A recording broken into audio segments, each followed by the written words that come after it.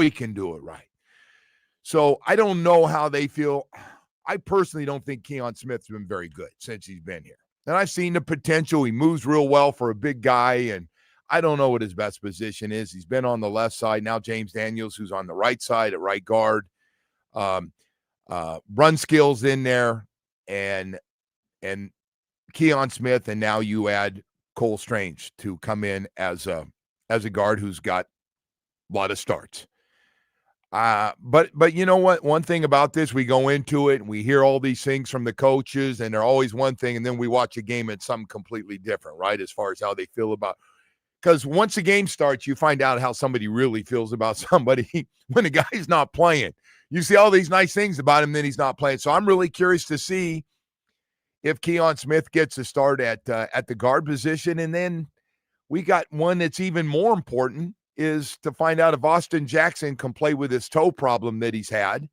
And obviously got bad again in this last game. So that adds to it as Larry Borum come in then, and Kendall Lamb probably going to be activated. And so here we are potentially going into game 2 already. And instead of talking about our starting 5 playing 2 games together in a row and, getting used to playing with each other and seeing everything and all these blitzes and everything, you're going to add a couple of new guys, potentially the same side of the football, which is not good. It's just not a good situation.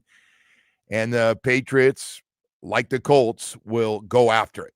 And same type of things that we saw the Colts do to Tua, Patriots will try to do some of the same things. So as they get set to come back, a lot of guys there watching tape yesterday and saying all the right things and hanging out and patting each other on the back and, hey, we're together. It's only one game. We can do it. We can get this thing flipped around. While all that stuff's going on, as this team comes back to work today, the coach will have to answer questions about Tyreek Hill and this domestic violence allegations that are out there from his ex-wife. And I'm guessing, I don't know, but the league has kind of, over the last few years, going back to Ray Rice in the elevator, that kind of changed things with the video of enough's enough. Who else we saw? We saw a running back. It was the Kansas City Chiefs running back slammed his girl against an elevator or something. He got booted for a while. He's been back in the league and still been a pretty good player when he's playing over the last few years. But that changed his whole career. So I think anytime the league hears about, because I have people tell me, I think they're going to go, oh, this is nothing. It's just part of a divorce. She's trying to get more money. And I think anytime the league hears domestic violence and realizes that this has popped up before with him, I think they investigate this. I do. Now, again, I don't know. Roger Goodell didn't call me to give me a heads up on this. But the bigger problem is we've had issues with him. And, a lot of guys have divorces. They go through them and they move on, right? A lot of them. But this one has turned into, on a scale of 1 to 10, a 15 with everything. I don't know how you concentrate with all this stuff. I mean, you're being accused. It's one thing you're being accused of missing a child support payment, or you're accused of womanizing, and she's accusing why she's leaving you. And we see that in Hollywood all the time. And, but domestic violence allegations are to be taken seriously through the NFL. They found out the hard way. They got a lot of heat before.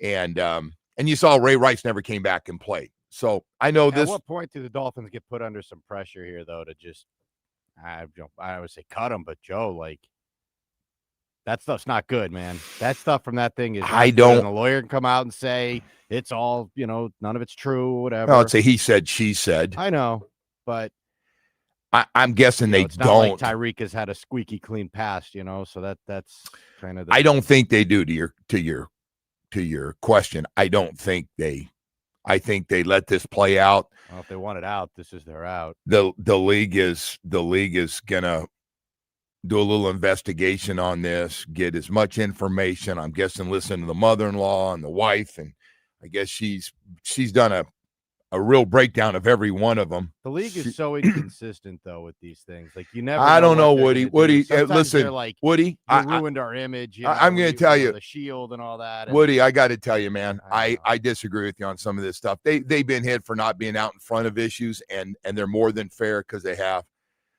But now this is not the first time they've been to this rodeo with domestic violence. No, it won't be the last time. I just find them to be inconsistent with their punishment. Well, I don't. I mean, Woody, like, so, I mean, you know, what are you gonna do? She accused him of, like, okay, you're done.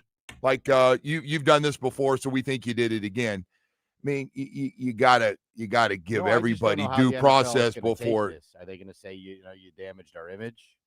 Is that going to be their take? I don't know. They could, like, during this thing, they could make a call and go, hey, we're going to have Tyreek take a leave of absence. Yeah. You know, I don't know. They could do that. I saw that was one of the scenarios they could do. But yeah, this whole thing about trading, I see people talking about trading. How are you going to trade a guy that hasn't played, you know, his numbers are way down, and now on top of that, you got this, and he's got a big salary. So, I mean, I appreciate all the people getting creative, like, on when something happens to somebody, what they should do next. You know, I was with you, Joe, the whole way of this offseason. I said, keep this guy, right? Don't trade. And there were a lot of people that were like, just get rid of him, just trade him. There were a lot of people that said that. And the problem is that I bought into what, again, I guess, what Chris and, you know, the franchise was selling, right? That they were going to make another run at this thing. They still had a relatively talented team. Now you're in such a bad situation because you stink, right? And now this guy's got added problems. His value is, I mean, what are we talking here, Joe? Not much. First of all, you got to get. If you put him on the open market, what, a second-round pick at best? Woody, how you can get a second round for Probably what not, all this right? stuff Like, that he's going through, the amount of money? I just don't. You're probably right. I just don't think there's value there. So there was in the offseason when he was running those track meets. Yeah, but that's different. I mean, this stuff. But that's at the point where the Dolphins need to realize, like, hey, we're not a good team. We don't have any talent on this team. Let's trade this guy and get what we can and start to do that reset, rebuild, whatever the hell they want to call it. I'm with. I do think they have some talent on this team.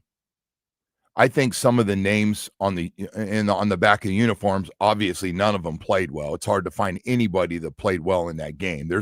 I can't imagine too many guys went in there yesterday and go, hey, I don't know, but you didn't play great, but I feel pretty good. I looked in the mirror, and the mirror said, hey, you were pretty good when your team was pretty bad. I mean? Like, at best, I don't think this is a playoff team. Like, if everything came together magically, I agree 100%. I mean, after the way they played, the last thing on their mind right now is talking about the playoffs. They are zoned in on how much better can we get in week 2. Hey, listen, this thing. Keep digging deeper and deeper into this rebuild, this roster, like whatever it is, and you just keep digging yourself into this hole deeper and deeper and deeper, you know? Well, listen, man, I know you're jumping ahead on me here a little bit with all this stuff. First of all, Chris and Mike are on the hottest seat they've been on. They're officially on the clock. The process, if it continues the way it is right now, they won't be here very long. It's on the screen right now, Joe, and the question becomes, how much more do the Dolphins want to get their franchise dragged through the mud here too, right? Yeah, but I will just say this. I mean, the Tyreek thing will be, you know, it's just on top of everything, and you know they're putting up his track record of all the stuff that this is not like his first time. This is with everything since he's been in town. Forget what happened in Kansas City before. You talk to a lot of people. Do people want him gone for the most part that you talk to? Like, I think a lot of people wanted him gone like last year. A lot of people were like, hey man, enough's enough. Like, it's just he's quit on the team at the end of the season. He's a walking distraction, and then the ultimate when you quit, even if you quit, whether you're going to win the game or lose the game, the fact you go out and you don't go back in is the worst look possible. And if you don't believe that, ask the Colts quarterback, who's now the backup, how that's still brought up every time, taking himself out of a game because he was tired. Anyway, hey, listen, there's a bunch of stuff to this, and we're going to get to all of it this morning. And you're right. They're going into week 2. I'm guessing there's not a whole lot of confidence with our fan base right now, and on even if it's better, how much better can it be? Dude, it's bad. I walked out there yesterday just to see our salespeople. They work a couple days a week, and it's just like a cloud over everyone after that game. It's like a depression, man. Woody, besides that, I can't even so long, Joe. I can't even imagine for the employees with the Miami Dolphins that work at the stadium and all the supporting cast. What do you think it's like? Crushing, dude. You wait months on end for the season. You get excited, and that's what you look like. And you got your home opener, and you're thinking nothing can mess up your home opener, and you're going, "Wow, we have found a way to mess up our home opener." And anyways, besides all that stuff, maybe New England, it's amazing though. They can turn around real quick, but yeah, listen, they're favored against New England coming in here. They're favored, and they've got some of their own problems, and we're going to get into some of that in during the show as well. We've got that. We got some Tua stuff to get to. We've got some O-line stuff. We've got a lot of stuff to get to on my thoughts on some of this stuff as we move on. And by the way, tomorrow night, if you're like, I love the NFL, I'm not crazy about my team right now, but Washington at Green Bay tomorrow night, Thursday night football. Little quarterback matchup. By the way, that's a good one. And they got a couple other really good games, including the old Super Bowl rematch is coming up. Can you imagine Kansas City going 0-2? We'll talk about some of that stuff. Don't say a word. We've got a lot more stuff to get to here this morning with us. Thanks for being with us. And Canes, I just want to let you know before we go to break, man, you are officially, if you haven't seen it all morning and late last night, you are on upset alert with South Florida coming down here and how well they play against big teams on the road. And a lot of people think the Florida one, they're going to find out it wasn't just Florida, that South Florida is that good and getting ready to do the same thing to the Miami Hurricanes. I hope you're awake. I hope you're not reading what everybody's telling you how great you are after 2 games. I hope the Canes have grown up and matured. I hope so. Atlantic Men's Clinic can help you, man. I'm telling you right now, ED and low T are serious things. And I want to let you know when it comes to Atlantic Men's Clinic, low T, ED disappear. Had full-blown ED and low T. Hey, why not? I'm in my 60s. Most guys do. Most guys. And I'm finding out a lot of guys starting to come up to me. Guys, as they get to know me a little better and hope when they tell me something that I won't spread the word on, like our engineer, Steph. He came in one day and I saw him while I was in and I go, welcome to the club. And they all started laughing. Everybody in Atlantic Men's Clinic was laughing. I go, yeah. He goes, yeah, I didn't want to say anything. I said, hey, man, Atlantic Men's Clinic, it's all right. It's happening to guys in their 40s, 50s, 60s. No energy. Low T is kicked into the level like it's just you're tired all the friggin' time. It's terrible. And then for a lot of guys, it's not just low T, and we don't like to talk about the other part, ED. Your sex drive is gone. Mine was hit and miss for a little while, and then it was gone. Nothing. I was going to bed before my wife to fall asleep, man. It was just like, oh, it's horrible, horrible. And I go, what am I going to do? So somebody here said go to Atlantic Men's Clinic. I did. I got great results. And I've been telling everybody, listen, man, this is no joke. This works. I'm telling you, you go down. We're going to set up that first appointment. I want you to do it. I did it. Set it up. The PSA test. If medically advised, a test dose. Then you meet with their professionals. You tell them all the things you're going through, how you feel. Tell them what's going on. You don't have to give them a play-by-play in the bedroom, but you tell them, they get the picture. They'll put you on a program. It works quickly, and you are off and running. Atlantic Men's Clinic, this is what they do. Knock out ED and low T, get you back 15, 20 years younger again. 7 locations in South Florida to serve you, including a brand new location in Hollywood. Man, I'm telling you, the first class, everything about Atlantic Men's Clinic is first class. There's a lot of places out there, nothing like Atlantic Men's Clinic. 877-455-7300. Set up that first appointment. It's the most important one. Visit AtlanticMen'sClinic.com. Folks, guys, it works.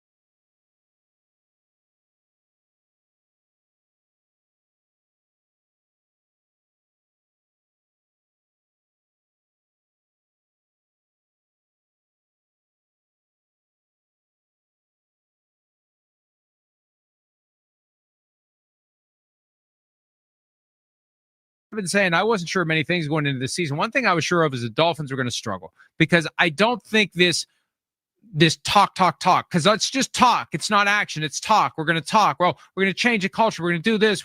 And it never changes. We're going to do all these things, and it never changes. We're going to do this. We're going to do this. It's like the guys, I'm going to go to the gym every single day starting tomorrow, and I'm going to talk about it. And then the alarm goes off, and they don't go to the gym, right? It's just talk.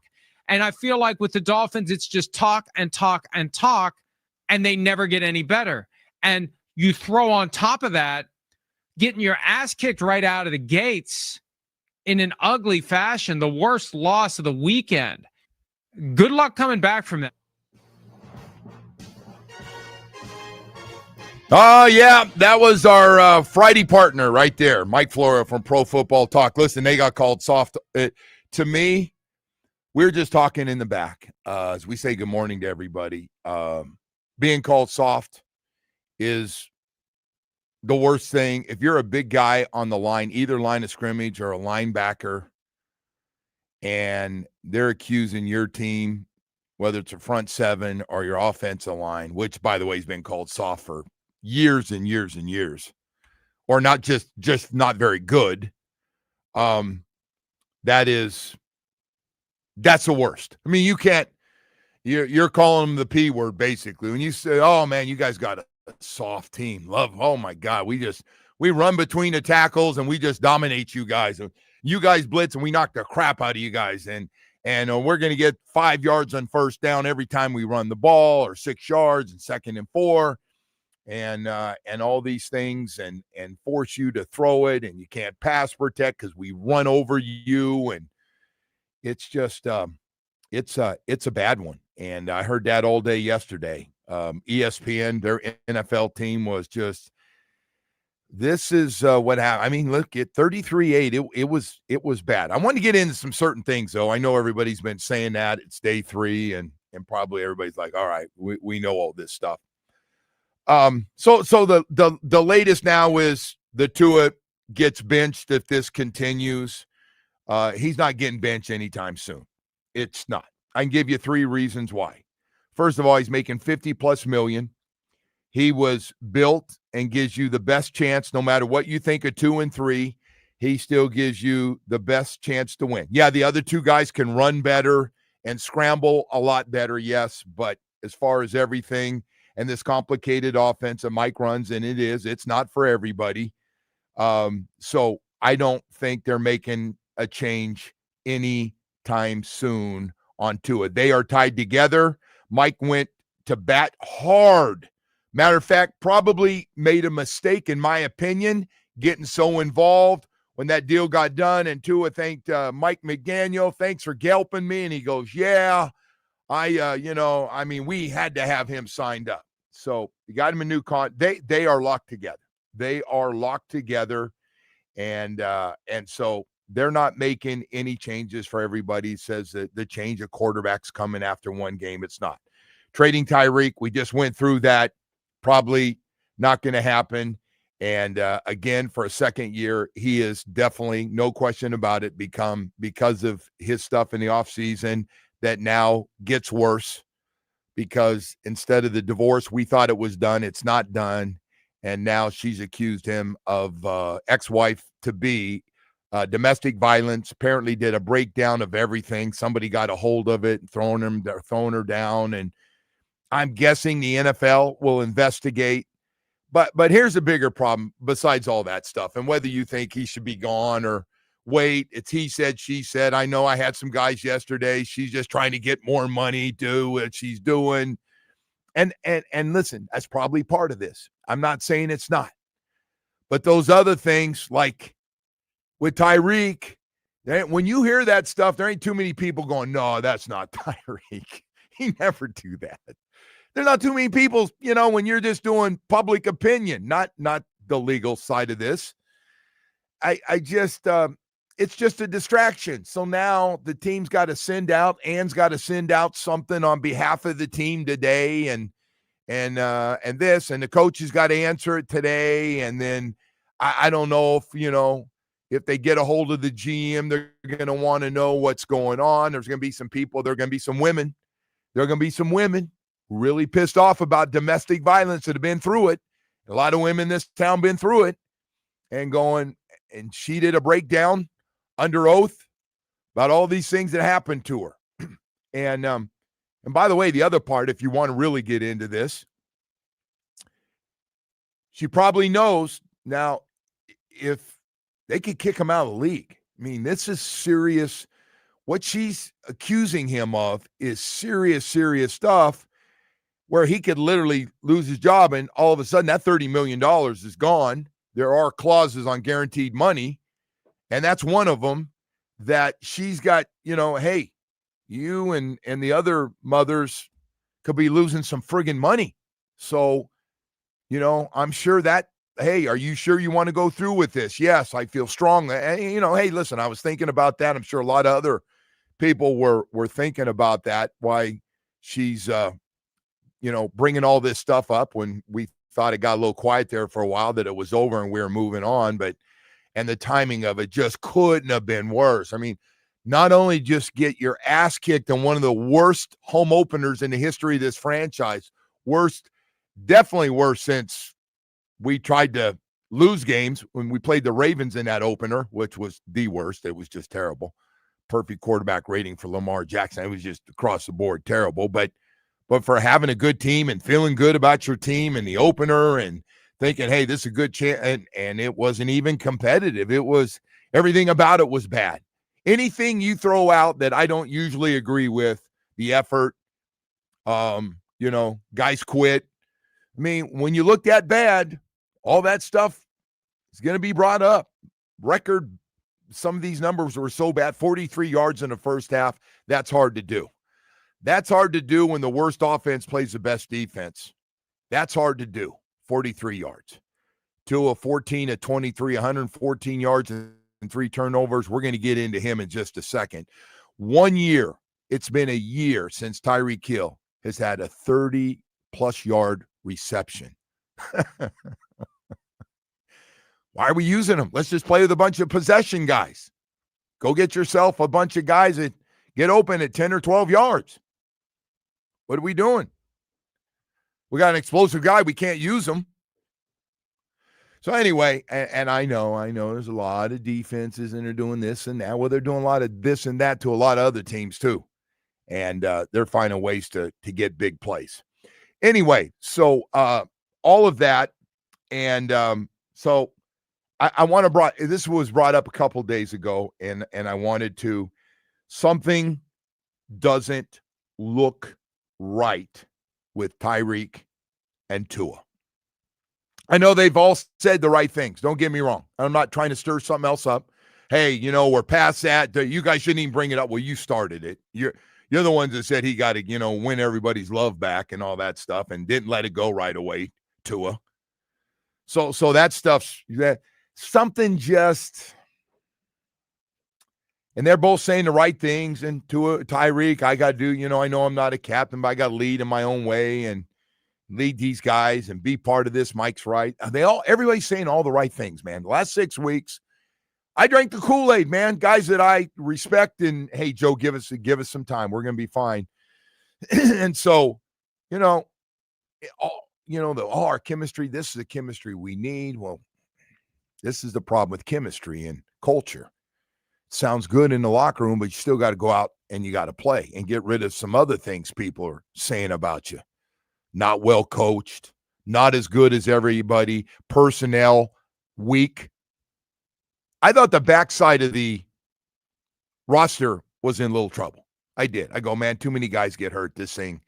And by the way, I think most people agreed. Probably people in the organization know that too. They see it every day. When they tell the truth themselves, they go, yeah, probably not good enough at those last 20 spots on the 53, probably not what we need. This goes back to, I've been asking you, what are they telling the owner? I told you. Like, what could they possibly, are they lying to him? Well, so he was already told, listen, we're going to get a lot younger, but we still got enough of the key guys and some of our young guys that we can win enough games that. Joe, I don't think Chris is an idiot.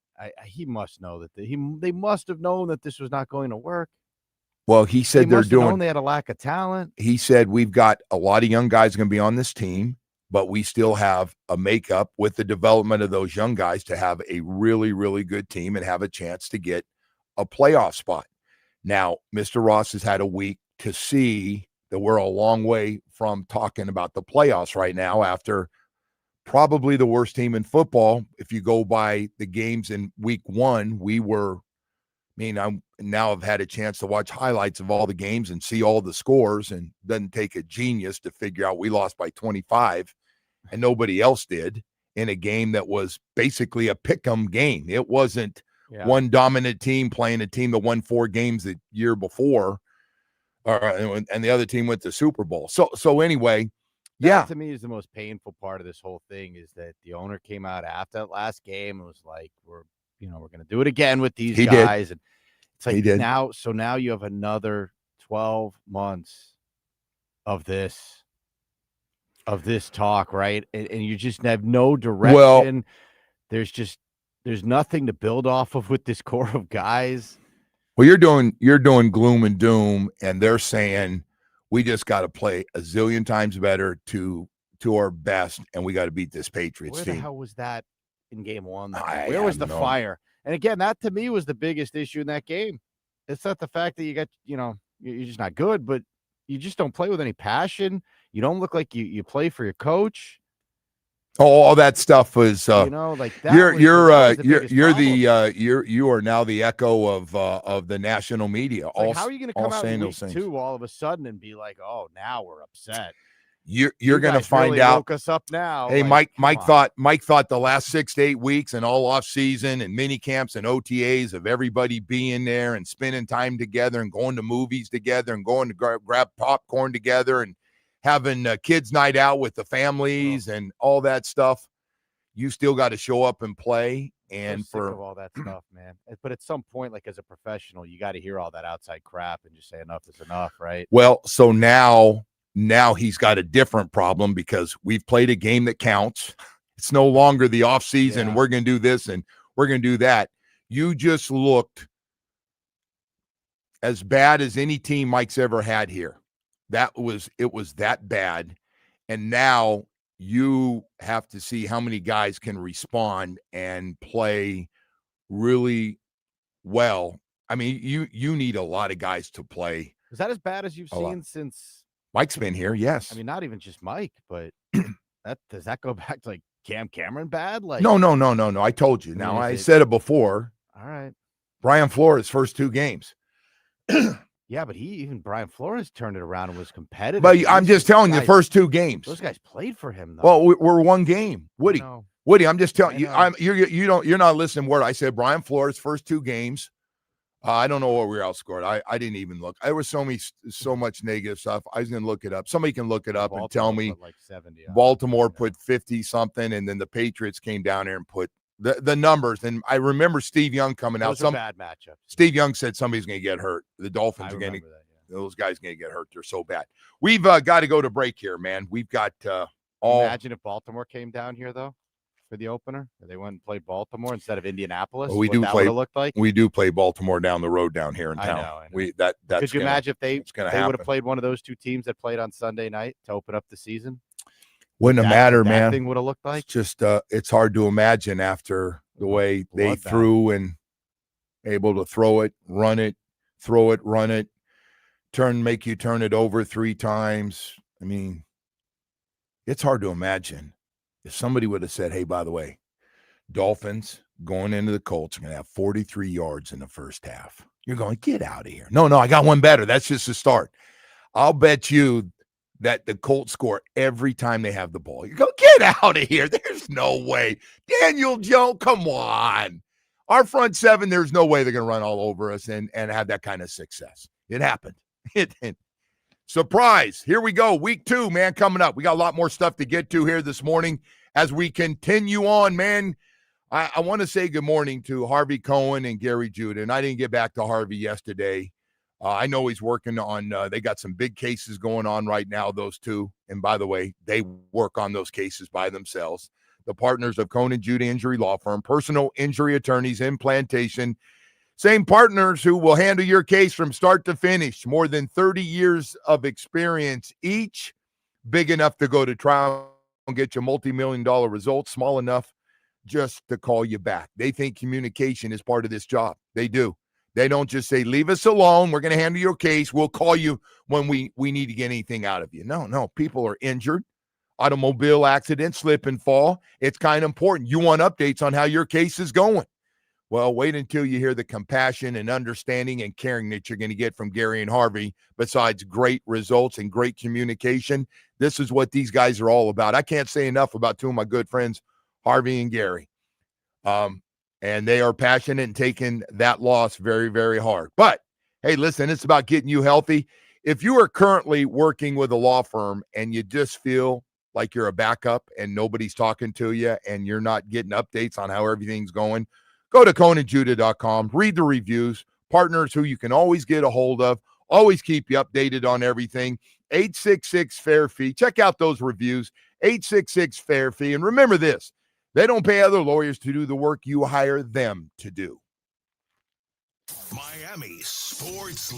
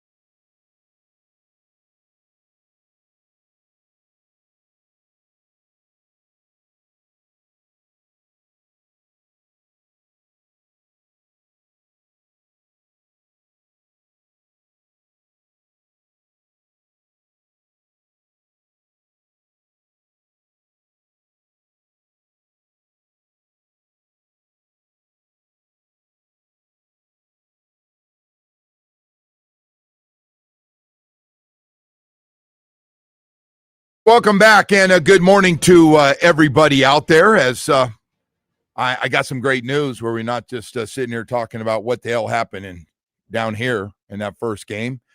We got a good one. If you're just an NFL fan and just appreciate really good games, like the best therapy for me was getting home and watching a really good game between the Bills and the Ravens. Just unbelievable. Both those quarterbacks, teams bringing, the Bills coming from way behind and end up winning that game when I thought Ravens were going to blow them out there for a while. Anyway, Washington at Green Bay. Tell me how good's that game for Thursday night football. Washington goes to Green Bay, and Green Bay looked real good against the Lions in that first game. And if that's not enough, the Eagles at Kansas City, 4:25 start. It's hard to imagine that the Chiefs could start 0-2. And you're not going, oh, Joe, stop it. Eagles still look pretty good, especially if they can stop spitting and one of their best defensive players or best players on the team is playing. I'm guessing he's got that figured out. That's a new trend in sports now, though. The spitting thing, yeah, is big. Big. Hey, the other part of this is the Broncos at the Colts. I know you're going, wait, how the hell after all the games? I just saw what the Colts did to the Dolphins. God, that wasn't too long ago. We beat the Broncos. It was a big joke, right? How bad they were, and the Russell Wilson, and they didn't have any money, and they 70 lost points, right? Draft picks, and we all laughed, going, they're going to be bad for a while. Guess what? They're back. Well, let's see how good their quarterback is here, Joe. Well, now that he's in his second go-around. Well, the Broncos have this really good defense, and it is good. They struggled in their opener, though. I want to see Ward almost got them. How they play against the Colts. I think that's going to be an interesting. By the way, that game is at Indy. They start with 2 games at home. The other one is I want to say this morning, I want for all Canes fans out there, especially if you know the players on the team or if your family members up early this morning, you got to stop stroking these guys about how good they are, because they got a team coming in here. They are on top of ESPN's upset alert, even though they're a 17.5, 18.5 point, I'm not sure where it is right now, favorite to win this game. I know it's 3 scores. It's a lot. I don't like it. Don't like it at all. Everybody can just say the Gators are really, really bad, and we'll see how they bounce back against LSU on the road. But they lost. No matter what, they lost to South Florida. We can give the Gators 1,000 excuses, but they lost. And that defense gave up 16 points and only 7 to Boise State. Now, I saw it. Boise State didn't look like Boise State from the year before. But I'm just telling you, you come into that thing flat and turn the ball over and get beat and a couple mental breakdowns and miss a couple of tackles or get beat one-on-one deep. And all of a sudden, and they go onside or they do some trick plays and you're not ready for them, like a punter's the quarterback and he throws a pass down the field for 30 yards and keep a drive going when you had them. You just play stupid. And you get a little loose, and you're starting to look ahead to that Gator game already. There's no way any of that happens, though, right? What do you mean? They're just not going. First of all, to keep calling it an upset is like, what do you call it? A stretch. I know. What 17.5 points mean to you? I got you on the spread. Well, you think Vegas just wanted to mess with everybody? The spread was similar last week. I don't know, man. Anyway. But I stopped calling it so much of an upset. I don't think, Miami's going to get caught by surprise by this team. I would just let you know, Case. And by the way, I'm sure Mario's showing that game from last year where at the half there was a close game. They scored right before the half, if I'm not mistaken, but they were down in that game. Trick plays. There in a while, for a while in that game. So anyway, I would just say to everybody, and, the guys are around and they're going out there. It's a little more grab ass this week. And, coaches are on. The coaches get it. Coaches understand. They know, like, hey, man, I know South Florida had 30,000, against Boise State and all this and that. But they don't care. They got a good quarterback. You better tackle him. You think you got him in that pocket. He takes off and runs for 20 yards. All those things, you do everything right, got everybody covered, and he takes off and makes a great play. We're going to find out a lot. I'm going to find out a lot before we get to the Florida game and the Florida State game by how they play against these guys. And that's why that Florida game is so intriguing too, right? That LSU game, because you actually want to see how bad Florida is, right? Do they get trounced in that game? There are people think Florida's going to come back and beat LSU in this game. Florida still got a lot of that talent from last year. Quarterback did not play well in the last game. But Joe, in reality, Florida should have won that game on Saturday. Yeah. Right? They had 2 touchdowns taken off due to penalties. The spitting thing certainly didn't help, and it was just like a ton of errors they made in that game. Hey, and Jamie, I got to ask you, man, as a Florida Gator guy, Coach Napier might have to give up play calling. I know he's the head coach in play calling. Yeah, that's one of the biggest stories. Play caller. It's been one of the biggest stories since he took over in Gainesville, was that he's calling the plays. I think the Dolphins need to take some of those offensive coordinators they got and send them one over to the Gators, because the Gators don't have any offensive coordinators. Our guys, hold on a sec, though. Our guys need to figure a few things out before you decide you want to send to your Gators. Yeah, I'm just saying, like, not exactly. The numbers are uneven here. You got too many on the Dolphins. You don't have enough on the Gators. Yeah, well, we do have a bunch. We could definitely get rid of one guy that's got a coordinator behind his name and nobody would know. You're right to that point. That's a good point. Hey, we got to go to break. That was my teaser, though, man. The Canes. We're going to start playing. We got this alarm. We got to start playing. We got to get an alarm here. Man, I hope those guys go in and take this thing seriously and go, they're 18, but 18, man, we're top 5. And come on, they're coming down to our place. I wouldn't be so concerned. You're not concerned. Okay. I just don't think they're going to get caught by surprise. Maybe a week ago. I can tell you. If the Gator thing didn't happen, maybe. I don't gamble, but if I did gamble, I would take that point spread. You take the Bulls to cover. Yes, I would. Yeah, I don't think Miami's going to blow them out or anything, but I just don't think they're going to get caught off guard. All right. But hey, listen, you got to hold your thoughts for me. Though, right? I didn't realize it's almost 7:00 here, but we'll come back. We got all that stuff. We jumped in everything a little bit late here, but I do want to talk to you about my good friend Chevin, the CEO and president of Loctite Impact Windows, Doors, and Roofing. And he's going, hey, man, this is a month we need to get through. Everybody knows that. And I know we talk sports and everything else going on in the world, but we got to get through this month. This is this one in early October. It is hurricane season. I hope you're protecting your home with the best impact windows and doors. And if you need a new roof, I just got an idea for you. If you need to get it done, go to those guys at Loctite Impact Windows, Doors, and Roofing. If you got an old leaky roof, replace your old roof now and pay later. Loctite Impact offers the highest quality roofing materials, a lifetime warranty, plus thousands of 5-star reviews. Say big on their legendary state-of-the-art impact windows and doors. Impact windows as low as $6 per window per month installed. Don't wait for the next storm. Visit LoctiteImpact.com. Again, LoctiteImpact.com, or call 954-500-LOCK. They got a professional staff that answers the phone and helps you out, can answer all your questions. Get somebody out there, take a look at everything for you, and get going. Covering all of South Florida, Loctite Impact Windows, Doors, and Roofing. Sports.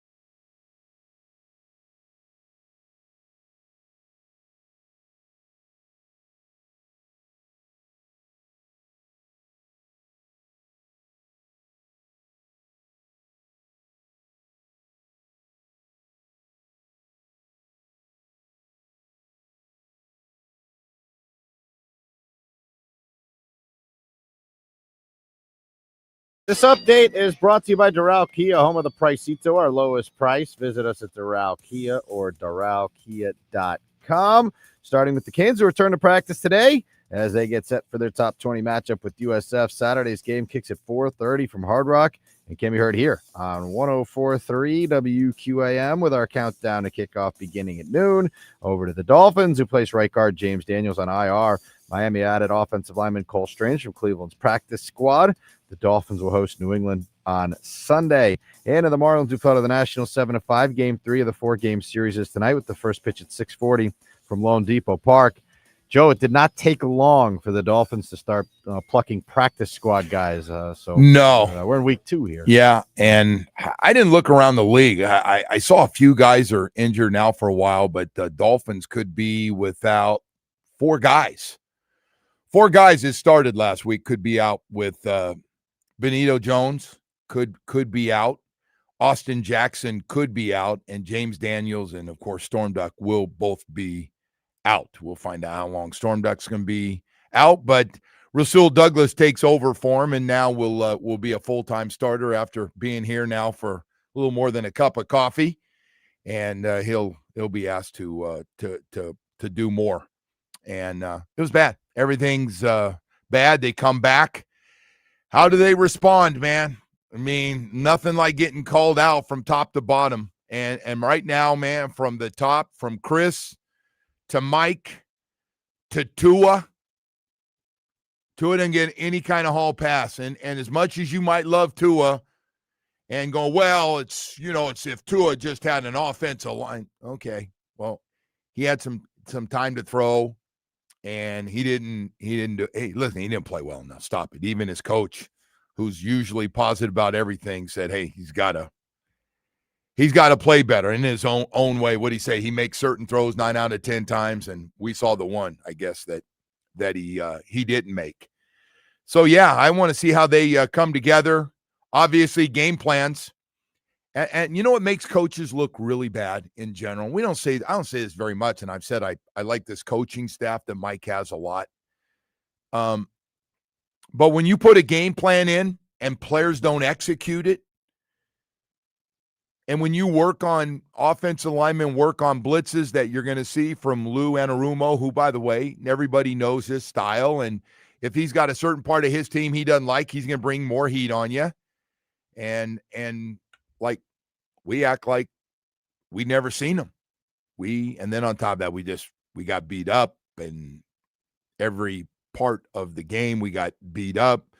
Tackling out in the flats was awful, which is it's a weird one to even talk about that. That's a weird one. It's all the things you talk about. A guy catching a ball out in the flats, and you're going, okay, and one-on-one or 2 guys in one case running out there, and the tight end stopped and cut back inside. But and they were breaking it down about guys overrunning the play out in the flat, sprinting too far. But all I know is the tight end and running back made us look really, really bad in that. And so some of that I go, well, listen, man, to be honest, guys don't tackle in practice. Some of them didn't play a lot. So tackling is going to be one thing that hurts. That might be take a few weeks to get used to, and for certain guys and stuff. But it was a rough one everywhere, man. Guys breaking it down. We'll have Kyle Crabbs join us, host of Locked On Dolphins and A to Z Sports NFL analyst. He'll join us at 8:00 this morning, and then Brian Baldinger, who really loved this offensive line. We'll have him on and talk to him about everything with this team right now. I want to get into some of this stuff. Listen, they're coming back to work today, and like a lot of teams that lost, they're going to be asked questions, and and what do you have to clean up and stuff. But we have a unique one, like we did a lot of last year. Couple days ago, the Tyreek Hill domestic violence allegations from his ex-wife got out. TMZ had it, and now it's one of the top trending stories, and everybody's wondering. There's articles about it. With that, the league takes that stuff pretty seriously since they figured it out. They're many years ago, they were chasing it like they had no idea it might happen with the Ray Rice stuff and didn't handle that great and got absolutely blasted. They've gotten better at it. Especially when you have video, you should be really good at it. But this Tyreek Hill thing and his ex-wife breaking down, I mean, she did a play-by-play of the 8 different incidents that popped up.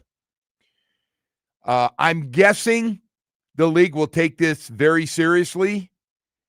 I know Tyreek's people are going to say she's trying to get more money, and I'm going, well, is she really trying to get more money? Because if this works out and he gets suspended, he's going to lose a lot of money, which is going to affect money she gets. So it's I think there's going to be an NFL investigation, but again, I don't work for the league office, and I don't know, but there'll be a lot of female fans upset when they hear. Don't say anything today out there, right? I mean, do they go into the media and just say, hey, we're not touching this? Don't even ask. I'm not sure how Ann and the Miami Dolphins touch this. I honestly, it's a lose-lose situation, right? Well, there's so nothing that they can say or do today right, that will make anyone happy. And so when this thing happened, police came in, and you remember the team came out and said, hey, they left. There's nothing there. There's nothing there. And she left the house, and next thing you know, we found out, and she was doing this and he was doing that, and they'd split up, and she said, we're definitely getting divorced. And so we went through a little more Tyreek Hill stuff there. But this one now coming back with all these allegations. Do you believe they were blindsided by this stuff? Like when the TMZ article came out, did all panic like break loose over there, or did they know? No, I'm guessing Drew's team gave the team a heads up. Mm-hmm. That's what I'm thinking. I just wonder how. I know we didn't notice, but we're not with the team. I know, but I just wonder how long this has been kind of known about that this was. I don't know that pop up. You know what I mean? I don't know, but the timing of this couldn't have been worse. Right after everything that took place during the game. Of course, really was bad timing. And so now the team has not touched it yet. I'm sure they're calling the NFL like, what do we do now?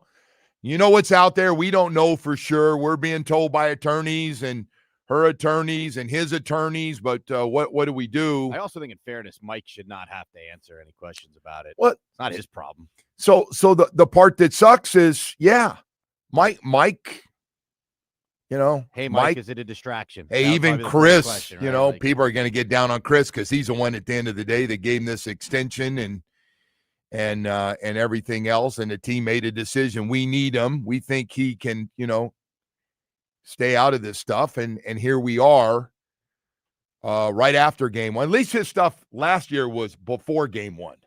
This time it's after game one. Well, it was the morning of game one. Yeah, morning of game one. I said it was before, but it was slightly before, a couple hours. Still game day. But yeah, man, it's so they got to deal with that today. Do you realize we are caught up in, I feel like, something almost every single year? I know. It's I don't follow for other franchises this closely, obviously, Joe. I got to tell you, but it's just so many controversies. T. Hill is exhausting. Yeah, he is. He is, and he's got the microscope on him on the sideline, on the bench. Those cameras for CBS, NBC, Fox, any of your favorite apps, they are going to have a camera constantly on number 10, no matter what he does. When he goes out of the game, they notice guys took himself out of the game a little bit because he was banged up. It's always something, though, isn't it?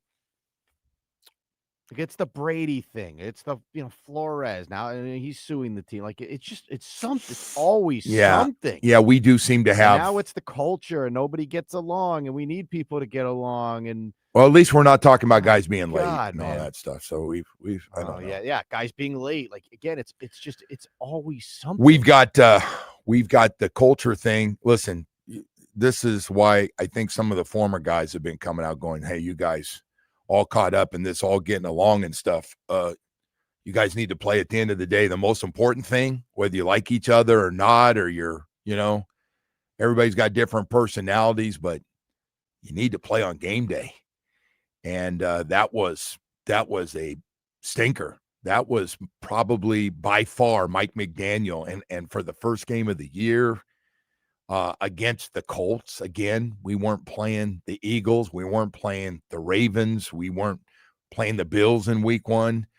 And you could put together got an slapped amazing around. timeline of stuff. Shouldn't have said slapped around. Yeah, Got that was poorly done. knocked around. But you I could shouldn't go all have the said way that. back to like what Bullygate. That thing was a disaster, right? I know, but Woody, I don't But it's just listen, man. always- they're always You caught bring. up in I don't something, care about. Joe. I don't care My about point Richie is they're always Incognito right caught up- now. They're always caught up in something. Okay. Like, how do you fix that? How do you I get to don't- a point where these things stop happening every single year? I think first of all, we've got to get things. We got to get leadership at the top. The guy that's nobody's talking about right now is Mike. Mike, Yeah. or excuse me, Mike. Chris Greer. They're together. You can call them. They're the same. No. We- No, Mike, listen, this is on Mike, not his team not being ready, but listen, Chris put this thing together. There's no we in GM. I'm sick of we from Chris. I don't want to hear we. I don't want to hear had he and Mike had breakfast and, time and things and we like this guy. No. You're the GM. You're the guy. I looked at your title. I wanted to check it again. I wanted to make sure you have total say in things and dealing directly with the owner on all these things. People ask me, does the owner know? Yeah, Chris doesn't have to go through anybody to make a call. And I don't know how often he talks to the owner. I have not talked to Mr. Ross, but I hope at least he makes one call to him and says, I apologize. I've done a real crappy job. But yeah, this is, there's a hot seat. There's no question about it.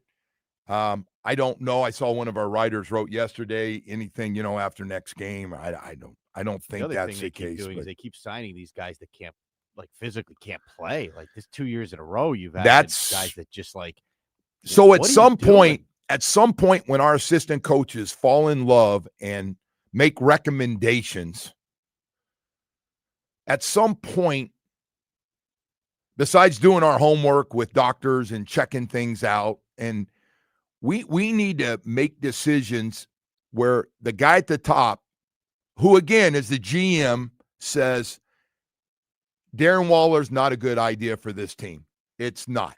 Appreciate Frank Smith had him, and 4 or 5 years ago, the success they had together as a tight ends coach and playing. And the guy was, hey, listen, the story about Darren Waller being on a practice squad and the Raiders watching him work out before a game and falling in love, and they grabbed him, and the rest, he goes on, has 2 great years. I mean, he was as good as pass receiver as we'd seen for 2 years. He was right up there with all the really good ones. But now you take a year off. You come back. I go, okay, they got him. They must. And then I go, well, he's been out of football. He needs some time. Well, does he need time or does he have a bad hip? Which is it? We don't have time. Well, we got time. Well, now he's going to be ready. We're going to start getting him ready. And we're going, well, now we're in week 2. And now they're going, well, it may not be week 2, but if not, he'll be there for Thursday night football against the Bills. Now he still hasn't been hit. So I'm guessing his money's, it's his. Is he going to play? His base salary. If you had to guess right now, is he going to play? Like, will he suit up? Or I think there's serious pressure. This is just like when you're already upset with everything going on, and I'm guilty of going, and then you got this Darren Waller deal. Like, what are we doing? Nothing against Darren Waller. We wanted to come back, and he only wanted to play here, and but they were going to bring him along slowly. Listen, man, this game is like we got to get away from guys. There should be a rule. I said this yesterday. There should be a rule. I'm running super late this morning. It's okay. There should be a rule from the top.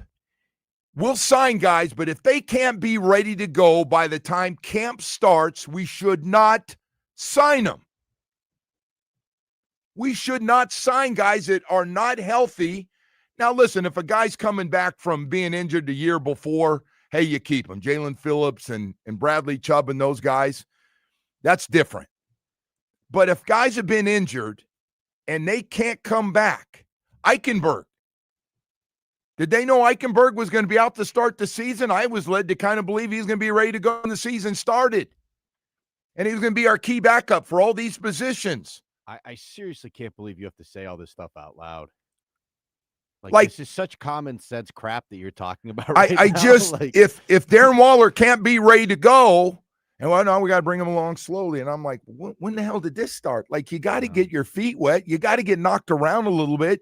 You got to get jammed on the ball. You got to go up and catch it where guys are physically all going up the same time. You got to get used to it when you do go up and leave your feet hitting the turf. And he's just kind of skipping all that, like playing flag football. And now he's going to go to getting ready to play against the Patriots.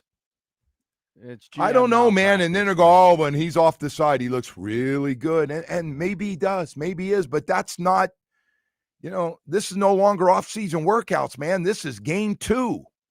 Anyway, hey, we got to go to break. I said when I started this morning I wasn't going to be frustrated about everything that we do.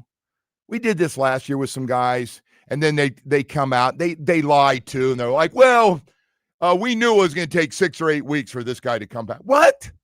You signed a guy knowing he's going to be 6 to 8 weeks into the season before he's going to come back? I get it, man, but I'm not drinking. I'm done drinking crappy Kool-Aid. Talk about having to explain something to Stephen Ross. My God, man. Anyway. Hey, Steve, we gave this guy some of your money here, but he can't play. Yeah. By the way, that's another one. On it. Hey, we messed up on this one too, and we've added up the money on guys that haven't been ready to start of the season that we signed from, the year before. Yeah, he's not going to play, but would you mind paying him? Eichenberg's a free agent. We signed him $2 million. Eichenberg, $2 million guaranteed right away. Like, okay. He's good. They got him as a backup. I said it makes sense. He's not ready. Hell, we don't know if he's close to being ready. I mean, what are we doing? What is that? Setbacks? Cliggy's Carts, man. Let's go to Cliggy's Carts this morning, man. I got to tell you, they are fantastic. They really are. It's really hard to go from being frustrated and talking about a great product like Cliggy's Carts, and they are. They are. I don't care if you're in Dade, Broward, Jupiter, north of Jupiter and listening to us.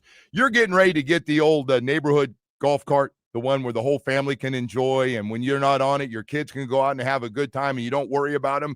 That's what Cliggy's Carts are all about, featuring Royal EV golf carts, the coolest golf carts in America today. They are electric, featuring 48 and 72-volt lithium battery options, designed and engineered to be a leader in quality and safety with aluminum frames. It's very important. First of all, the safety. Little kids get on these things. There's been a lot of accident. You won't have that with this. Kids not going to be able to do anything with them. Aluminum frames, no rust. Adjustable front seat in all their 6-seat models. Nobody else is doing that. Custom paint jobs. You got a favorite team. You're a Panther fan right now and want to jump on it. They'll do Panther colors, including your choice of sound bars and LED lighting. Cliggy's Carts are located next to Okeechobee Steakhouse on Okeechobee Boulevard in West Palm Beach. Call 877-CLIGGY's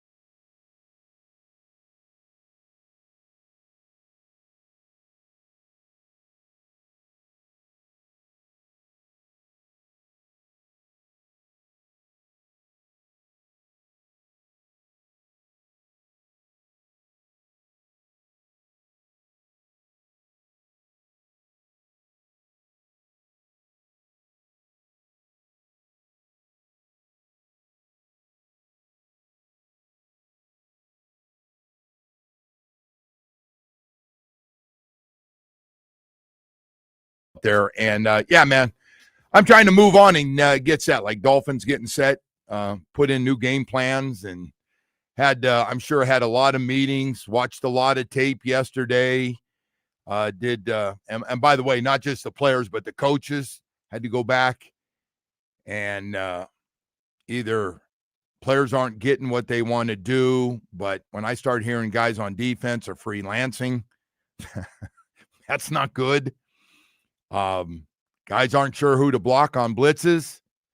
Never good when two guys decide to block the guy on the inside and the guy on the outside gets a free run at your quarterback. That's not good. Anyway, we got a new guard, Cole Strange, grabbed from the Browns practice squad. If that name sounds familiar, it should. He was a former first-round pick with the Patriots. By the way, only 2022 in the 2022 draft, and had 30 starts with the Patriots. So he comes in, and we'll find out if the thought is he's going to play right away, or do they like Brunskill and Keon Smith at one of those positions. Keon Smith, by the way, when James Daniels did go out of the game, finished it. And so, and Kendall Lamb will, I'm guessing, be activated. He was not active for the first game after being released by the Eagles, and he's back, and he's been really good here. He's been what you want out of a third tackle is Kendall Lamb. That's the guy. Look at me. I'm not going to get this Darren Waller thing. My belief is he can't stay healthy for 17 games once he comes back. That's just my belief off his injury, being a hip and age, and hasn't played. And how many plays can he play a game? And I get what he used to look like. He's getting ready to turn 33 here pretty soon, maybe this week or next week or something. But I don't know, Julian Hill and Tanner Conner in the last game. You got a couple of practice squad tight ends picked up. So, but I just, this thing about, he'll be ready to go or bring him along slowly. He'll be ready. We think he'll be ready, actually. This is when it started with Darren Waller. We think he'll start getting a lot more work after we get back from the 12 days on the road or 11 days on the road. He'll start working. Okay. No, okay. No. He's gonna be back. We're gonna wait till after the Jacksonville preseason, and now we think he's gonna be ready. So my gut feeling is this is not about his conditioning. No matter what they say, this has to do with a hip. I'm not a doctor, and I'm not trying to play one. But, and then it's like, well, we're going to wait. Well, he had a little setback in practice. He had to practice, but we had a rest day in there. And I'm like, God, stop making excuses. You either need to play or you can't. And how many guys are we going to sign to help the 401k program? The Panthers used to get 401k guys. Guys came in at the end of their careers, and they make a little bit of money, and come to find out, they come down. They had the family down here. When it got cold up in Canada, they come down here, and they're having a great time. This is a way to finish. We're not very good, but hey, man, this is a good way. And, we'd get them at the end of their careers, and they'd come down here. And they don't have that anymore, by the way. I guess everybody's noticed that as they're going for their third straight championship. But we got to get this figured out. And, again, Darren Waller, I don't want to beat this up for 4 hours, and I'm not going to do this, but Darren Waller was a really good player. I mean, we've all looked up his stats and what year, oh man, that guy was really good. And you go, what was that? 2019, 2020, maybe 2021. And then it started, he went to the Giants, if I'm not mistaken. And then it was the numbers and well, it's not him. It's the Giants. And then he retired. Then he goes, hey, if I can come back, I want to come back and play with the Dolphins. Frank's my guy. Frank Smith's my guy, offensive coordinator. Frank obviously went into say, hey, he's good, man. And guy's really good. Well, he was. He was really, really good. He was all-pro, Pro Bowl, super freakish. 6'6", 230 or 40 pounds. And I just don't know. This is just not good sign. This is not a good sign. So they've already kind of like, well, we think he's going to be ready for this week. But if not, he'll definitely be ready for the Buffalo Bills on Thursday night. I'm like, oh, that's a great first game to play.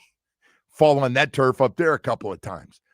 So anyway, they got a lot of other things to work out. Don't get me wrong.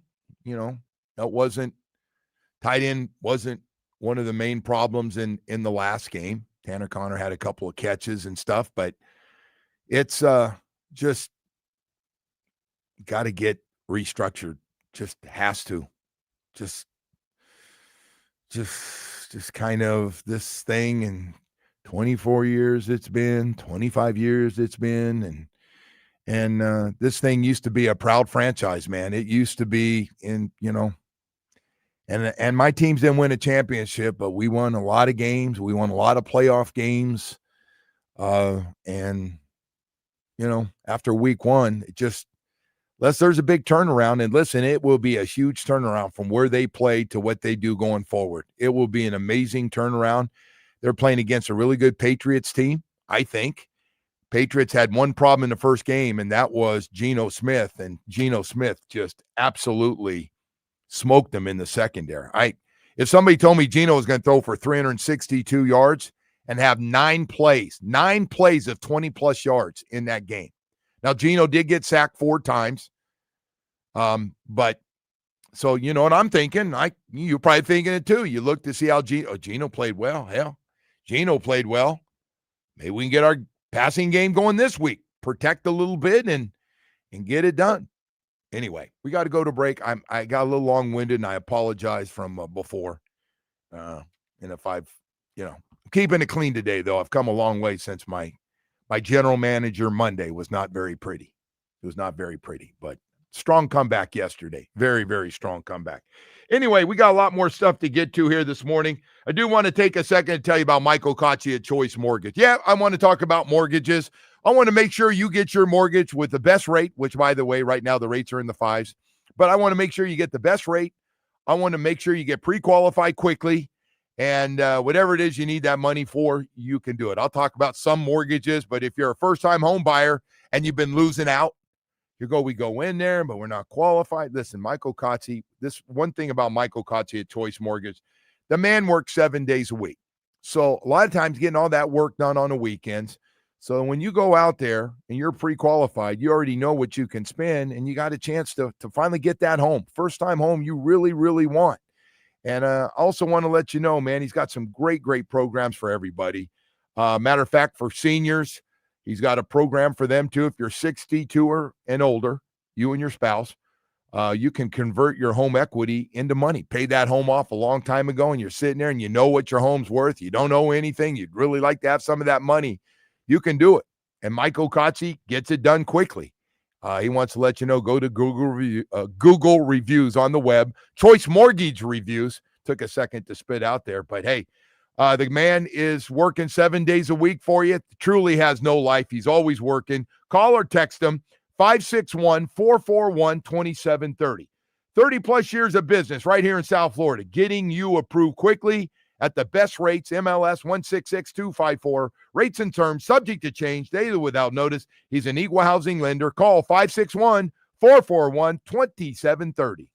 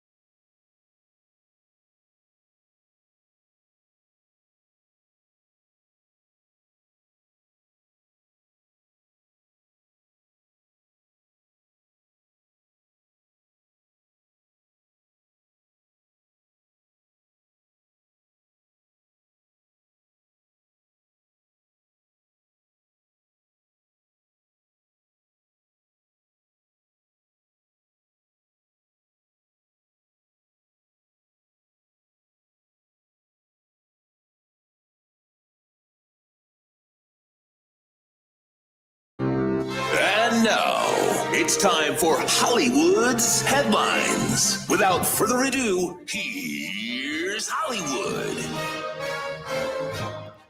All right, Woody. I'm okay. How are you? What do you have for us today? Everything all right out there, Yeah. man? You just need to get I'm out good. and take a little walk. Phone's blowing up, but that's Is good. it really? Yeah, it's good. It's good. It's good. I don't You take may need anything to get back. rid of that phone at some point here this season. You may I need don't to get usually rid of that take my damn phone. I leave it, and then everybody complains like, dude, nobody can get a hold of you. And you see it and you don't take calls, or you don't text people back all day. And my kids complain too, like, because they go, oh, it's not just you. He doesn't even call his kids back. I know, but the problem is they get mixed up in all the angry Dolphins fans that have your number for some reason. Everybody has my number. Yeah. If you don't have my number, something's wrong. Everybody has it. It's true. People will tweet to us and they go, how can I get to Joe? I just give you your number. I got just people figured that at this text point me you don't and they start talking and they never put their name. I go, I have no idea who this is, but I'm reading it. Thank you. Is that like the equivalent of like when someone comes up to you and they're like, hey, do you remember me? You met him like 10 years ago in passing. Yeah, I get that. You get that on the road a lot, a little bit Yeah. on coming into the stadium, but if they just come up and say hello and reintroduce themselves, it'd be a lot better at this age. Much better. Is your dad going through this too, Woody? Is it just me? Is he like, I think I remember that guy. I'm not very good with remembering names. So, I mean, I don't know. It's not like a person. I don't do it personally, but I just not great with it. Yeah. By the way, you call people we've worked with for 20 years. You call them bro and stuff. Yeah, I do. I do a little of the Mike McDaniel stuff. I do. Bro. I can tell. You know what coaches do? Name. So I notice coaches go, hey, coach. They call everybody instead of bro. They use the word coach. Coach. Yeah. You can't do that. Hey, coach. Nah, you're right. You know. Okay. Anyway, what do you have, Woody? All right. I really want to get to this. I had like all the numbers for you from the viewership for the NFL. They were really big. A lot of people watched. I had to get to this story though. So there were a few different AP writers that got called out. I'm sorry, AP voters. The AP selects who votes, and they get to vote in this AP poll, right? Okay. That's the thing we keep talking about. Number 5, number 18 going against each other this week, right? Yeah. So those are the numbers that we use for the rankings. The different people from around the country get to vote in this thing. So 2 different people got caught this week with just bizarre AP polls. The first one, Joe, I'm going to get to here, and she actually explained herself. I'm going to play this for you in a second. Her name is Haley Sawyer. She covers USC, Southern Cal, for the Orange County Register. Okay. Her most recent poll moved Florida up 2 spots to number 14, leaving USF unranked. After the game. Lost. Yes, after they lost. After Florida lost at home with a big – yeah, that makes no sense. It makes you wonder, like, did she not watch SportsCenter that night? Like, does she not have any clue what's going on? Maybe if you have a vote, you might want to keep an eye on, see kind of all the highlights of all the games. But she gave us a little glimpse into her process here, Joe. So here's what she had to say to defend herself. But as far as what my votes are and what my process is, I wake up early in the morning after covering a game late in the night before. Don't want to go too much into my process or logic, but I will say I appreciate everybody's interaction on social media and all of your feedback. There's tons of people that vote on the AP poll, and it's not a perfect system, but at the end of the day, no matter who you pick, it does even out because there's so many people who vote. And like I said, it's really fun for discussion. It doesn't, probably matter in the end, but I'm glad that people are having a really good time with it. Yeah. What a take. She sounded really, really stupid. It's fun and it doesn't for really women matter that are trying to do yeah. things the right way, and she comes across with the stereotype of what women have to fight every day for that take. Like a common sense of, we lost at home, we were heavily favored, and you decide to still not rank them. Okay. But she said it doesn't matter because everybody else is smarter than I am. Joe, but here's the thing, you're covering college football. You're in a college football press box. How did you not know that happened? How you not know that was one of the biggest upsets? I mean, it was all over the place. Yeah. You know, two of the biggest upsets the first 2 weeks, right here in the state of Florida, USF and Florida State. What they did to Alabama. No, Good thing now you they're brought not. up Florida State, Joe. Yeah. Because we have another guy, Koki Riley, who is from Baton Rouge. I guess covers LSU over there, and his latest AP poll had Florida 5 spots ahead of USF, and it also had Alabama 2 spots ahead of FSU at 14. So those people, seriously, when you do something that stupid, take their votes you, away. You should not. They go, hey, listen, we take this thing a little more serious. You're out because you're a complete ass clown. You're an embarrassment to what this. People really pay attention. And by the way, they are right about one thing. It doesn't matter right now. It really. And matter of fact, the only one, none of these matter. Coaches poll doesn't matter. AP doesn't matter. The only thing's going to matter is how many weeks we're still 2 months away from the committee. Yeah. But you know what though, man? If you don't want to vote, then don't do it. Yeah, if you don't want to do it. By the way, you know how many young people would love to do that follow this. You follow it. Jamie's too lopsided. He's just Florida Gator, but I mean, you said he was an LSU guy, right? You said he was Baton Rouge. Yeah. You think maybe he moved Florida up because he wanted Florida, have a little bit more juice coming into Baton Rouge, Death Valley, week 3? I don't think so, because I think LSU's going to have enough of those kind of games in the SEC. I don't know. I mean, I'm just trying to. I don't know. Jamie feels good, by the way, about this potential upset. I do feel good. Gators beat them last year. Yeah. I'm hoping that the USF game was a blip on the radar, and they'll keep moving. I mean, Billy Napier's coaching for his job right now in Gainesville. They said that a year ago. I'm rooting hard for the Gators, man. I hope they win out at this point, except for Miami, obviously. But I hope they, because strength of schedule here for everyone, and I'd like to see them keep that coach. So then you want The longer they keep that coach, the better. You want Notre Dame to win or lose against Texas A&M?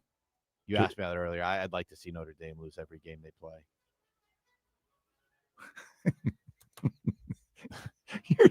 Why is everything with the Gators and Notre Dame?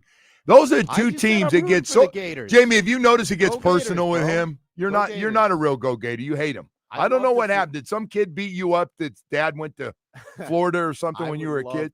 Take your lunch money? I would love to see them beat LSU. Be great. Get the Miami game more hype. Oh, that's true. Make the Bulls I would do better. that, by the way. I think they're going to get waxed, but whatever. I don't think they get waxed. I don't think they get waxed. I think. Well, I'll see you guys on Monday, and we'll You're going to take that comment too? Put that with some of the other dumb fine. stuff I said. All right. Oh, by the way, we're all saying dumb stuff this week. We've said a lot of really dumb stuff this boy, week. It's been an ugly few days. Let me end it with this one here, Joe. I know we're running late, but I got to get you this story really quick. Headline reads, cruise ship passenger in Puerto Rico jumps overboard, allegedly to avoid $16,000 gambling debt. Long story short, this guy on a Royal Caribbean cruise near the port of San Juan, they say he allegedly, to avoid paying off more than a $16,000 gambling debt to the cruise line, jumped off the boat. He was scooped up by some guy on a jet ski and is now getting charged with all sorts of crimes. You're not allowed to do this, apparently. Jumping off the boat. I've never heard that. So I didn't know if he was trying to end his life out in the middle of the Atlantic Ocean. They were close to Puerto Rico at that point. No, it's really weird, by the way. They said they found him. He had 2 different phones on him, 5 different IDs. So yeah, he was a scammer. Sort of con man. Yeah, he's a big con man. You can get a marker on a cruise ship, apparently. I had to look into this. You can get a marker, and you can get your chips and run up your debt. Yeah. But usually you have to pay it as you leave. I guess he figured if he jumped off the boat, he'd be clear of his debt. That's a new one. That's probably been done before, but yeah, he had some kind of. That's the first one I've seen. That's crazy. Hey, we've got Kyle Crabbs. We got to get in some serious stuff. And by the way, Kyle Crabbs is the most fair, would you agree with this, media guy that covers the Dolphins that we have, to the point sometimes absolutely people just kill him. So anyway, we're going to find out what Kyle Crabbs has to say when we come back. 104.3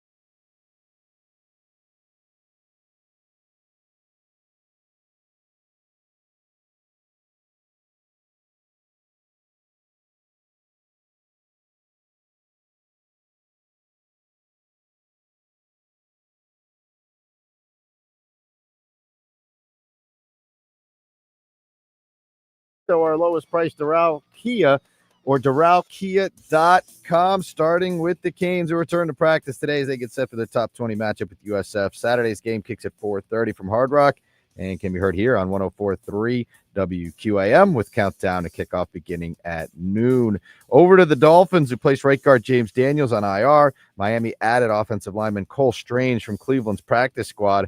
The Dolphins will host New England on Sunday. And to the Marlins, who fell to the Nationals 7-5. Game 3 of the 4-game series this tonight with the first pitch at 6:40 from Lone Depot Park. The Joe Rose Show continues now.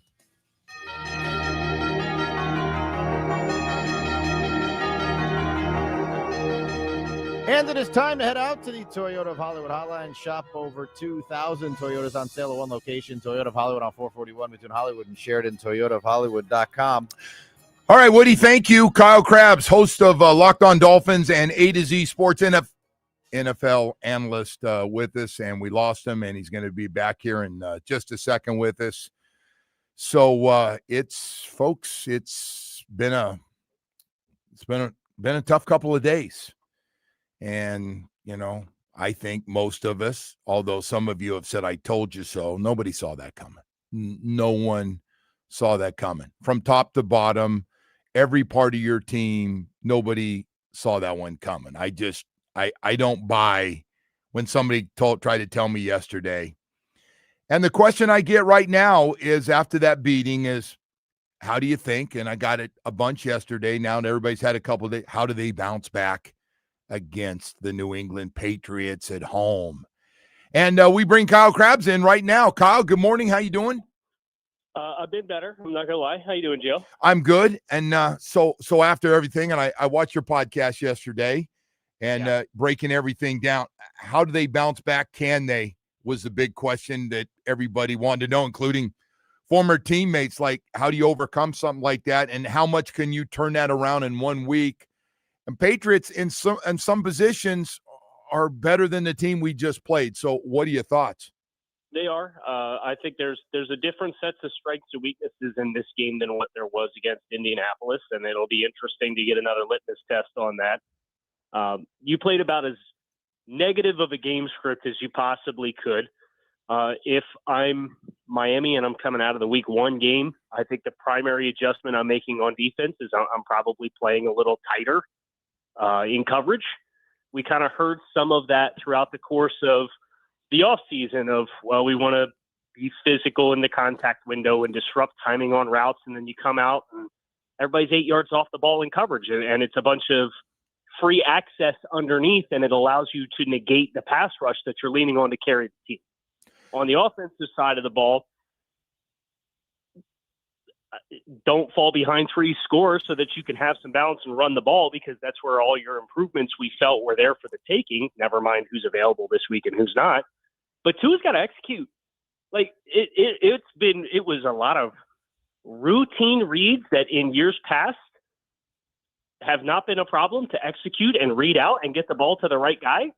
And there was an alarming amount of those that were not read properly based on where his eyes start. Like, it's one thing to point to the other side of the field, say, hey, this guy's open over here, but the coverage dictates that Tua's eyes go the other way. It's guys on the front side where his eyes are starting that are open, that are quick decisions that he did not throw the ball on. And that, for me, was the most alarming thing on offense. I had 2 thoughts, and I'll let you go on. First of all, does this one of the things happens when Tua is playing with Malik Washington and D. Eskridge throughout camp, and there's not a lot of Jalen Waddle, and there's definitely 0 Tyreek Hill as well as Achane? Is this part of what happens?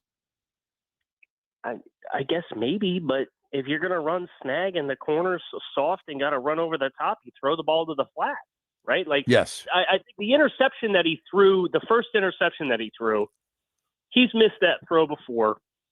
He's tried to layer that ball before. It's gotten picked off before. I didn't think that was a big deal. It was the turn downs. It was guys that were open. It doesn't matter who's reading it. It's a man zone indicator, and it's what kind of leverage do you have with the defender's first 2 steps. And if you get it, throw the ball. Like, that's been what's been money for Tua for so long, and that wasn't there in this game. And that's the most, whatever your forecast was for the team before the year, if you play like that every game, you're not going to give the offense a very consistent chance to be in rhythm and get more than the 48 plays or whatever it was that they ended up getting on. Yeah, it was definitely in the 40s. So Kyle, I got to ask you too, and we haven't talked much about this. They've kind of gotten a haul past the pass rush. They picked it up, and every time they picked it up, it was like, we didn't get there. This and you see extra bodies coming, and they're blocking them one-on-one.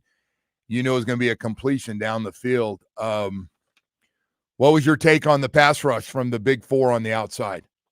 Well, I think the big four on the outside, I'm sympathetic to the amount of off-balance opportunities you had where on early downs, they came out and ran play action on early downs where maybe you're expecting more passing games. So you give the Colts credit for that part of their game plan. And then you're behind and you're off balance. I don't take a great exception to what that unit looked like rushing the passer because you have to earn the right to rush the passer. I go back to Jalen Phillips said that after the 2023 season debut against the Chargers where they put up all those points. That's right. The Dolphins ended up winning the game. Phillips said after the game, we have to earn the right to rush the passer. That team set a franchise record in sacks, but they were non-existent the first week because they didn't play complimentary football. Yeah. So I'm not freaking out about that part of it. But when you blitz, and they blitzed over half of their defensive snaps, they blitzed. But you blitz from depth, it's not hitting home. So that's when I talk about being tighter to the line of scrimmage. I think this team needs to, this week, be a little more accepting of the risk-reward of giving up some explosives down the field and say, we got to take the air out of the coverage. And if we want to bring extra bodies, we got to get those bodies a little closer to the line of scrimmage so you actually have a chance to get home on the quarterback. You, to your point, the first down, too many 5 and 6 and 7 yard runs by the Colts to what Bradley Chubb's talking about. Now you realize on second down, they can get a first down by running the ball again, which they did a lot of and really pounded them. Joe, I think they had 3 third downs in the entire game that were longer than 4 yards to gain. Yeah. No, they had a great game plan. By the way, both of them. Did Lou Anarumo do anything? Because we had talked to him a long time ago at a wedding, spent an evening with him at a wedding I went to, and he talked about getting after Tua. I'm going to get after him. I know Tua, and I'm getting after him. I'm going to make him, like Xavier Howard said, we're going to get him off that first read, and we're going to hit him. Did they do anything that surprised you? Any kind of blitzes? They brought some stuff off the edge with DBs. Obviously, you had the Kenny Moore sack. Yeah, he had a great game. And didn't pick up. And then it was funny. They came back and ran that very similar to the concept to that Achane missed pass pro assignment later in the game, and instead of having him behind Tua in the pistol, they put him offset away from the nickel so that when you ran the play fake, Achane's running right into the face of the nickel, and they brought the nickel again on that one. So it was kind of funny to see the chess match unfold amidst the carnage of the game tape. But then they had a split back shotgun backfield, and Alec Ingold goes in motion away. And there's a check off that motion where the safety drops down and he's free off the edge, and Tanner Connor goes, and Austin Jackson is kind of stepping down to protect and hand off the defensive end. And it created a free run for Nick Cross, and that was one of the big hits on Tua. So I think they did some things with DBs. I think that kind of goes back to maybe the Steve Spagnuolo game plan when the Dolphins played the Chiefs in Germany a few years ago, where they had a lot of success with like cat blitzes and off the edge. That was what it kind of reminded me of for what he did that was unique. But I didn't think they came out and ran the most exotic coverage game plan and high stress pressure game plan in the history of mankind or anything like that. How do you explain this? There was a lot of crazy stats in this game on it, 7 straight drives, every drive they scored, and Tua's numbers were shockingly horrible. Tyreek Hill has had one 30-yard plus reception in the last year, going back to the Jacksonville game. How do you explain? I don't care who's playing quarterback. How do you explain he hasn't at least caught a slant at 20, 25 yards on the run and run for another 20 yards like he did for 2 years? Mm-hmm. Yeah, I think they stopped. It felt like they stopped throwing that at such a high incidence rate last year in 2023 because teams started cheating so hard into that space, and then they would selectively take them. But the receivers both took a higher percentage of snap share in 2024 than they did in 2023. And those guys took some big hits on those targets. So it kind of felt like you got away from that honey hole and money concept that was such a key part of the explosive game in 23. Tua had Tyreek on a 33-yard touchdown in this game, flushed outside the pocket. Tyreek's wide open, but Tua throwing on the run, rolling to his left, to his throwing side, gets the ball out a little late, and just the ability to drive the ball on the run caused that throw to take so much time in the air that it pulled Tyreek into the sideline. Right. And he got both feet in, and then Mike didn't challenge it. So I don't know. That might have been a 28-yard completion. It might have been a 30-yard completion. If you can drive that ball in there as you see it and you make the decision to throw, it's a walk-in touchdown. So I do believe what Mike said on Monday, that there's compounding variables that are part of that, because that Devon Achane sack that he gave up with the Kenny Moore pressure off the edge, that was a two-man concept where Tyreek was the primary, and he was going to be open down the field. Yeah. Now, it's at some point, if there's that many compounding variables, that's when you really have a problem. And I think that's the most discouraging thing, is all the things that we thought we were going to see as adjustments, and they told us they wanted to do throughout the offseason, and you saw the personnel moves that you felt like kind of matched that.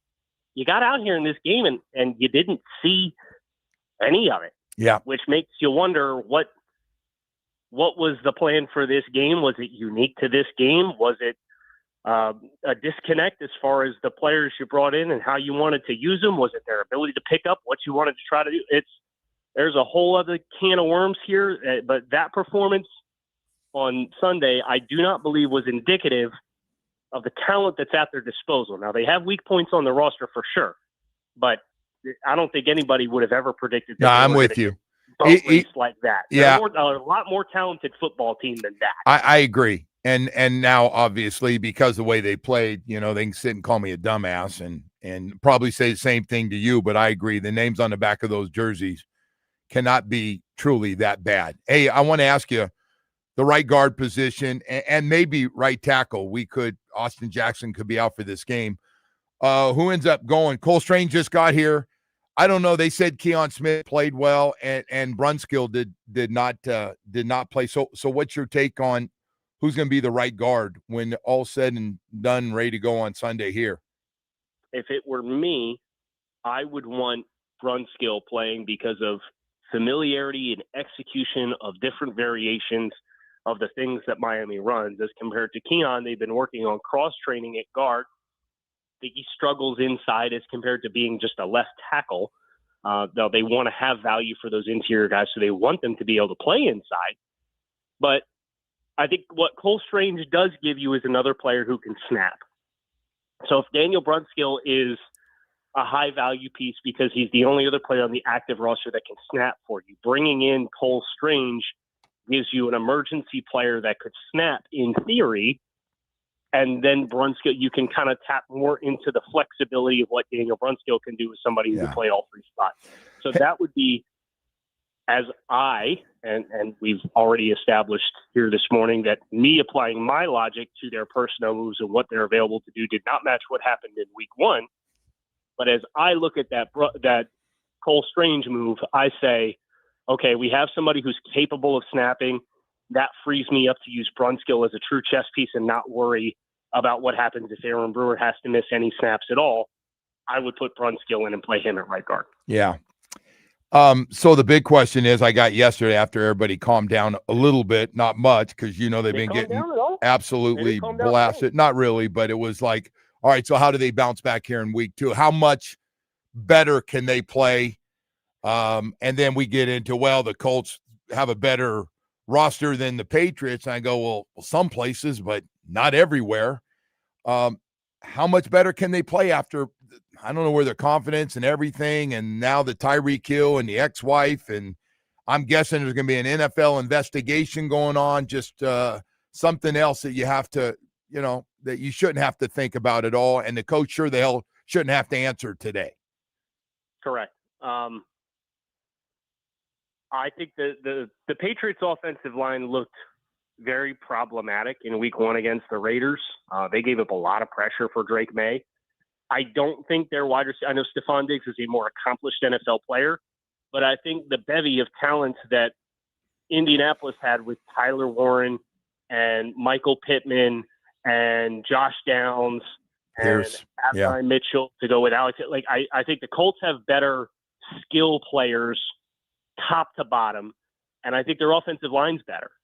Now, the question of Daniel Jones and versus Drake May and what the ceiling is of Drake May, versus what he actually is in year 2 of an Erhard Perkins offense, like I would be very surprised if the Patriots scored on 7 consecutive possessions like Colts did in week 1. Yeah, I'm with you. Hopefully. But when the Dolphins have the ball, we have these questions on the offensive line. This is a good Patriots team. We'll need to see what the status is of Christian Gonzalez, the cornerback who missed week 1 for Indianapolis. That would be a big notch in your belt, but you got to execute and you got to play with more balance. And I understand the score kind of dictated things for you, but you have to read the field as it's available to you and make good decisions on where to go, especially with your early reads.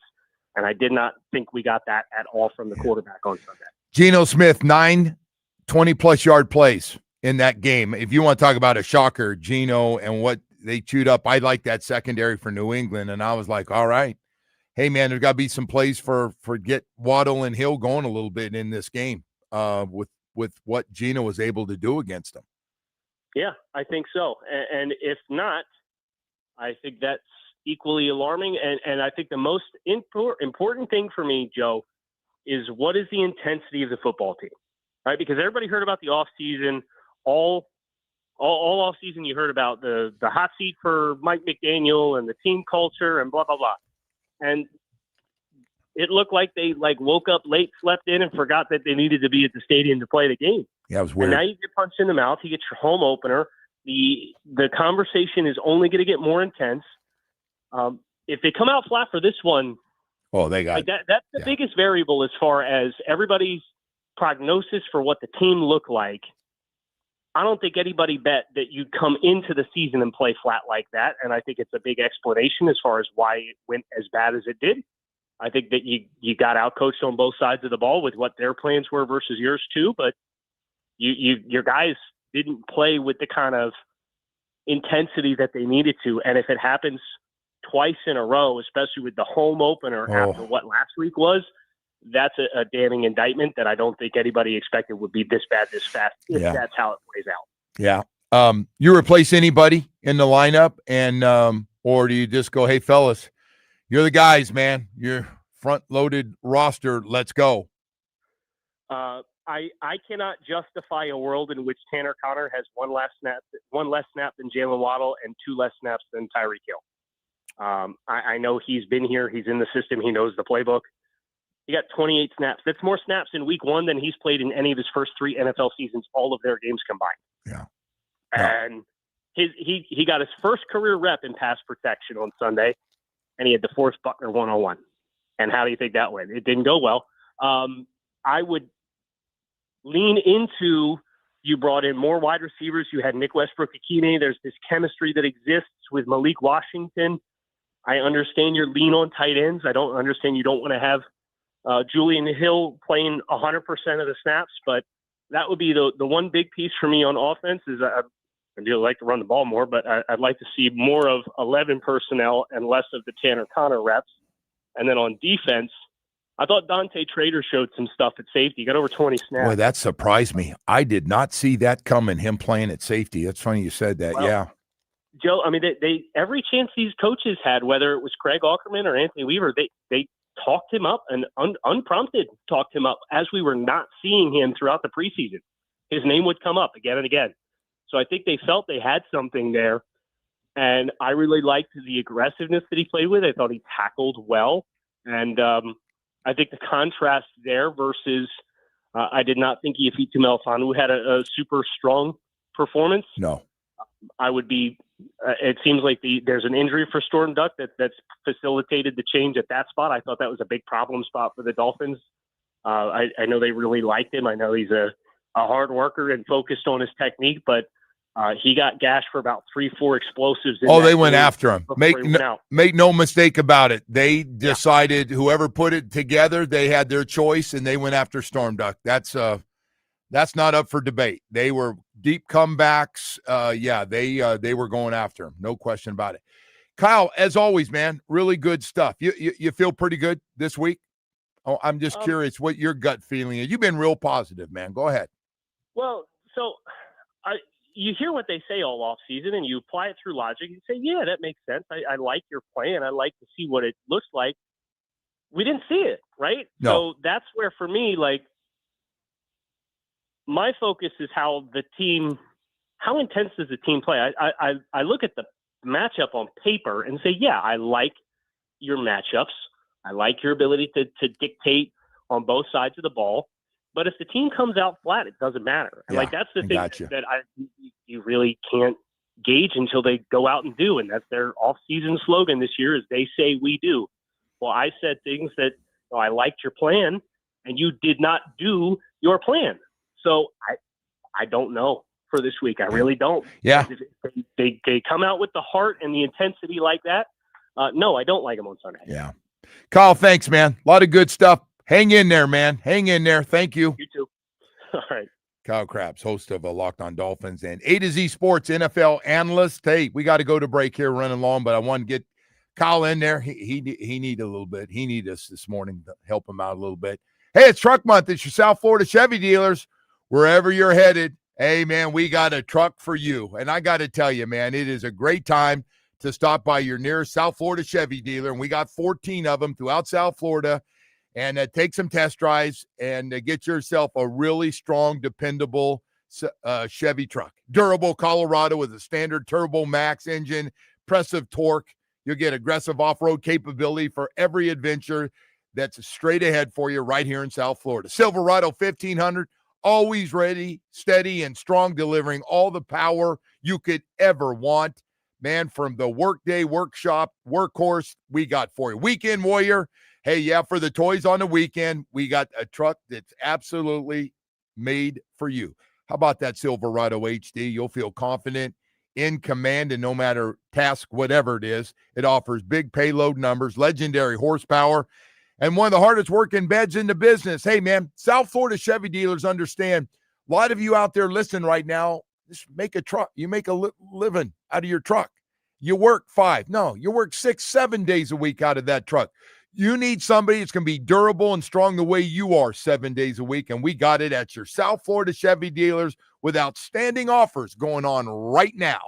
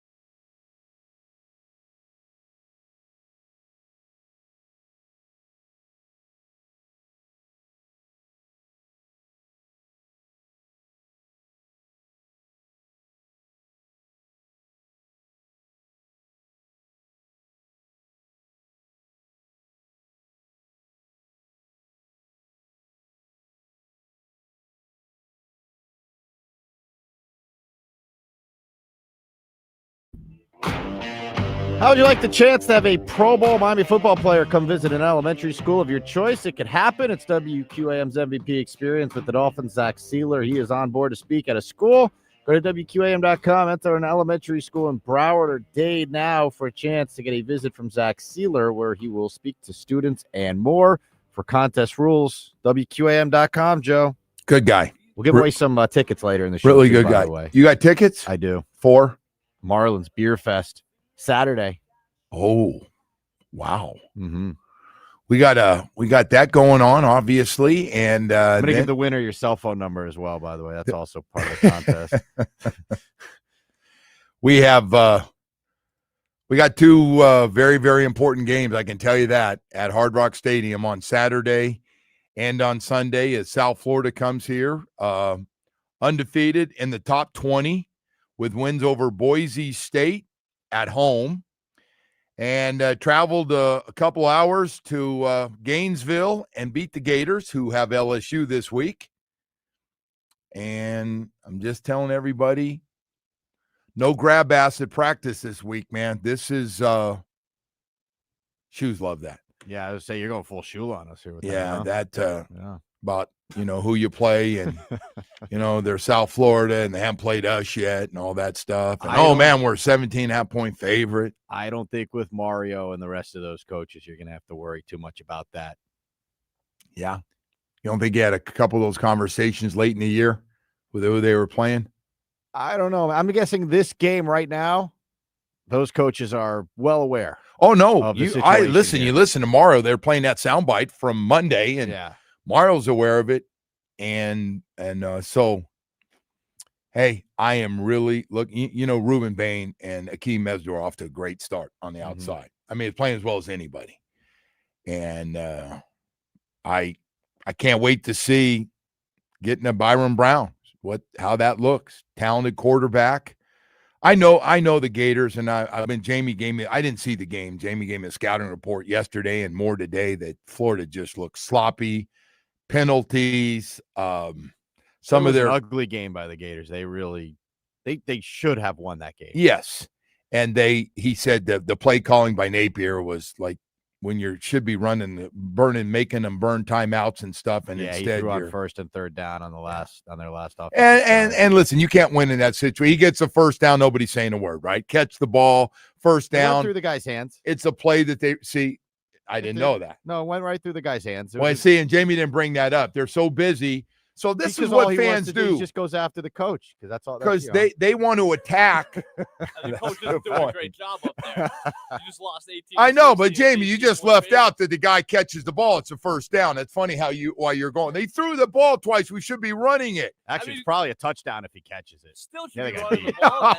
What is that true? Yeah, the guy beat him. You know what, Jamie? Your stuff's no good. Not any of you Gators he's a terrible coach. The guy dropped a friggin' ball. Where the coach really screwed up, in my opinion, I don't know what Jamie thinks, but that team is just very undisciplined.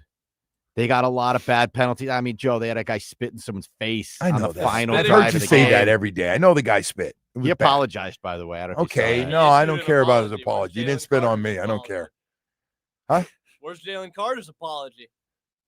He did. He came out and apologized. Did he? Okay. Why? Because he wrote a $50,000 check. Yeah, or whatever? $56,000 check. With that fine, by the way, he got like $50,222 fine. Like, why couldn't they just land on a round number? Because that's what he made that week. Is that what it was? It was a game check. It was a game check. Okay, that makes sense then. And they said that was his suspension. He didn't play one snap. How the hell? That's a first. How do you not play one snap and get kicked out of a frigging game? That's hard to do. What's with the spitting thing? The spitting thing. I know you can't. I'm caught up in that. I know you are. It's like somebody spit on you and your kids. But I don't understand what. I don't know. It's been going on forever. People have been spitting on people forever. Very common when I play. Guys spit on you. Really? Yes. Yeah, but they didn't have cameras when you played. Oh God. Okay. That's the difference. So it made it okay. And 40 years ago. But they didn't have cameras. Didn't exist. Kids been spitting on each other forever. The only things that exist from your games are photos in black and Woody, white. where'd you grow up? Seriously, that all of a sudden this spitting thing never happened when you were a kid. Really? I didn't know this was like a big thing. Oh, I'm Woody, sorry. Jesus, I didn't know. you need to. I must have been sheltered. You were. There weren't a ton of Think spitting up there in Boca, the incidents when kids I grew apparently up. kids in Boca didn't spit on Oh, each yeah. other. No, they didn't. Hey, I can't say that Spit about on each Boca other. anymore. Those West Boca kids had a tough loss the Hey, other they're day, but spitting, right? yeah, whatever. Yeah, they're they're playing feisty, same huh? damn good football They're team spitting is on what they people. are. I didn't realize this was such a big thing. You bring it up like you're I like was you can't appalled. let go. I was appalled by it. One thing about you, when you get going on something or a team, you're relentless. And this spitting Joe, thing, it's terrible. My team won because of it. Imagine if they lost because of it. Be coming for that guy's head. That was weak, Jamie. I'm just letting him go. So he put a positive spin on the spit. But by the way, that guy catches that ball on third down. He's off to the races. I mean, we can sit here and say so many ifs. If the Gators don't get 2 penalties in the first half on scoring plays, It's true. it's probably a different game. You gotta stop holding. In the first half, if Tony Livingston catches a wide open touchdown pass, hit him in the hands, then it's a different I didn't game. hear that one either. So that's another. First drive of the game, the guy drops the touchdown. Okay, pass. so Easy he drops touchdown one. pass. What about at the end of the game? Was that guy? I want to hear you, Jamie, say that guy catches that ball. He's got a chance to score. I Yes don't know or if no? it was a touchdown, but it's a first down. And the What Gators was win it? A the game. catchable ball, Jamie? It was catchable ball. You know what we're You're learning? sitting here Why- ripping why are them. we- You Went you right to gave. his I'm hands. still sitting here ripping them because why are we running the ball on first down when you need to chew clock? Real soon, this guy's going to say LSU is going to cover that spread. Real soon. No, He's realizing his team sucks. Oh I don't think man. they suck at all. You guys paid the wrong guy. No. Jamie has said there's an upset coming. I think when we come in here Monday morning, the Gators are going to have beaten LSU over the weekend, and we're going to be having a whole different conversation about the Florida Gators. I hope we never have to talk about the Gators again. But I mean, Well, we are going to talk about just them said because you they wanted play to a couple play weeks from Miami. now down here. Miami, yeah. I mean, Woody, don't- man. What do you obviously haven't spent any money in Florida, and I know you didn't go No. to school there. No. Yeah, I had 5 or 6 years there. Did you really? Yeah, she two degreed me there. A little graduate school action? She did the whole deal. Oh. I went up there a lot. I've told you, Cracker I Barrel know. was. I heard you have the picture with the Tebow statue, right? I did take Yeah. in. I took a lot of stuff for that. Did you? Oh, Why? because I'm always getting on Tebow, and then I went over and took the picture with all the Heisman Trophy winners He's at a good player. graduation. So my nephew went up there, so I went up for his graduation, and you know that they love to give me a hard time up there. That, by the way, you know, who gave me a harder time. I went up to see my daughter at Florida State, my oldest daughter, and she's going, "We're having lunch," and she goes, "Why are everybody's giving you such a hard time and yelling over here?" I go, "It's me. It's not you." Outrage. Oh Did man. you take any pictures over there? No, they were hard. Like, Like, "Hey, well, Mr. Kane's here, man." I go, "They're on our station, sir." You know, I tried to be funny, but they were drinking. They were drinking pretty good up there. Hey, Atlantic Men's Clinic, ED Low T. I got to tell you right now, man, that if you're going through it and you know you have it and you are so tired and you just feel like you're out of it, you feel half depressed a lot, Low T does this to you, man. As you get older, it's going to happen to every guy. You're going to hit some serious low numbers. And when you do, and usually ED follows Low T, and then there you are in your 40s, maybe 50s, for sure in your 60s, sitting there with ED and Low T. No matter what you tell me, no matter how I had guys tell, dude, I've never had a problem. Yes, you have. Don't tell me your sex drive's always the same. Don't, you sound stupid. Hey, it's normal. You don't have to be embarrassed. The question is, if you want to take care of it and get rid of it and be more active and stay active and have the energy to want to work out and enjoy your family more and walk like you used to and play the sports like you used to, and your sex drive to be back to really enjoy your time with your wife or your girlfriend, Atlantic Men's Clinic, this is what they do. And boy, I'll tell you what, I had full-blown ED and Low T. I mean, it couldn't have been any worse. And it was a problem. And she's like, "No, it's fine, Joe. Don't worry." And I was like, "No, it's not. It's a problem." Got the PSA test, met with their professional staff, and they put me on a program. And the question I always get is how long before it kicks in? It kicks in real fast. 7 locations in South Florida. I go to a Plantation location. Got a brand new location in Hollywood. Hey, I can just tell you this. If it's something that's bothering you right now, either one or both of those things I'm talking about, Call them 877-455-7300 and set up that first appointment. Say, hey, does Joe Rose really come here? And I'd like to come in. Set up the first appointment. Get started today. Go to AtlanticMen'sClinic.com. Get more information. I'm going to tell you something. Atlantic Men's Clinic absolutely works, and it works fast. Jump on the program.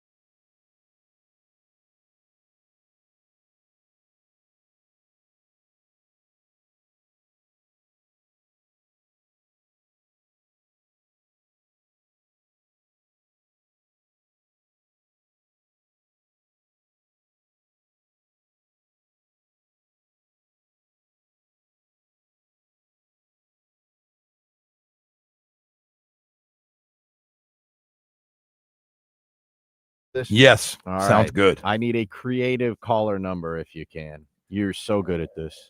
All right. I'm going caller number 4. You want to know Okay. caller number 4? Waddle and Hill both had 4 catches in the last game. So caller number 4. Each or combined? Each. No, Okay. each. All right. 305-567-0560. Beer Fest is coming to Lone Depot Park this Saturday. Marlins and Tigers, sample domestic, international, local craft brews. And we'll take, again, caller number 4 right now. You must be 21 or over to win, obviously. What they do, they give you different beers. Yeah, you get a cup, you go around, different beers. Man.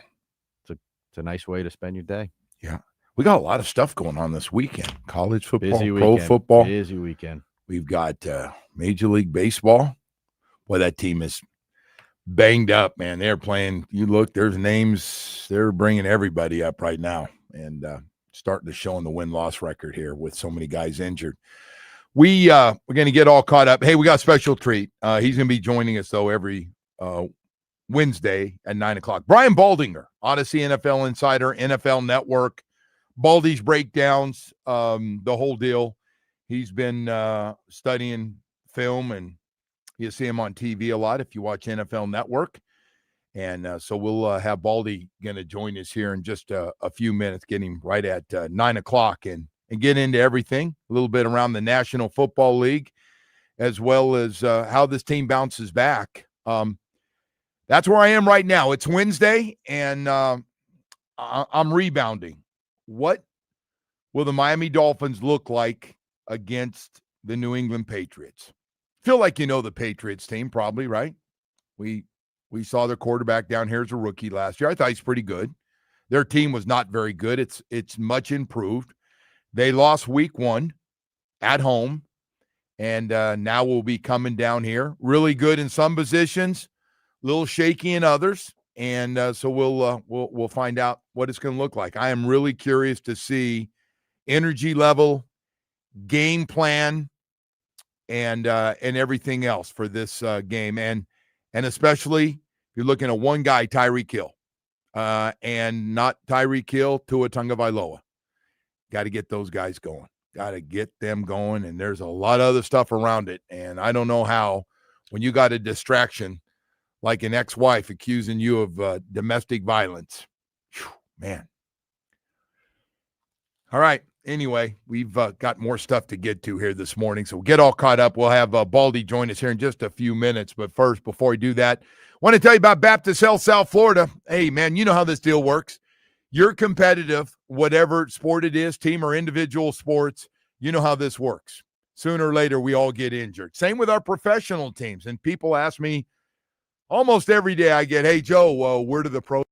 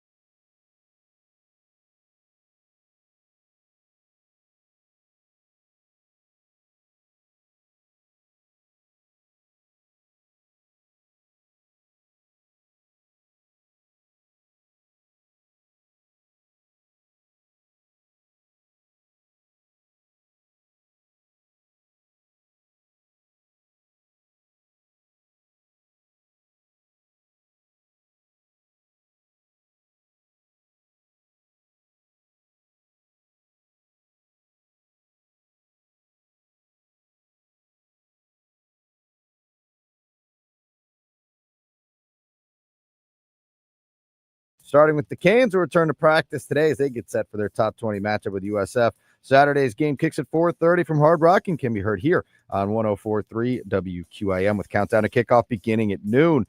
Over to the Dolphins, who placed right guard James Daniels on IR. Miami added offensive lineman Cole Strange from Cleveland's practice squad. The Dolphins will host New England on Sunday. And the Marlins, who fell to the Nationals 7-5, Game 3 of the 4-game series this tonight with the first pitch at 6:40 from Lone Depot Park. The Joe Rose Show continues now.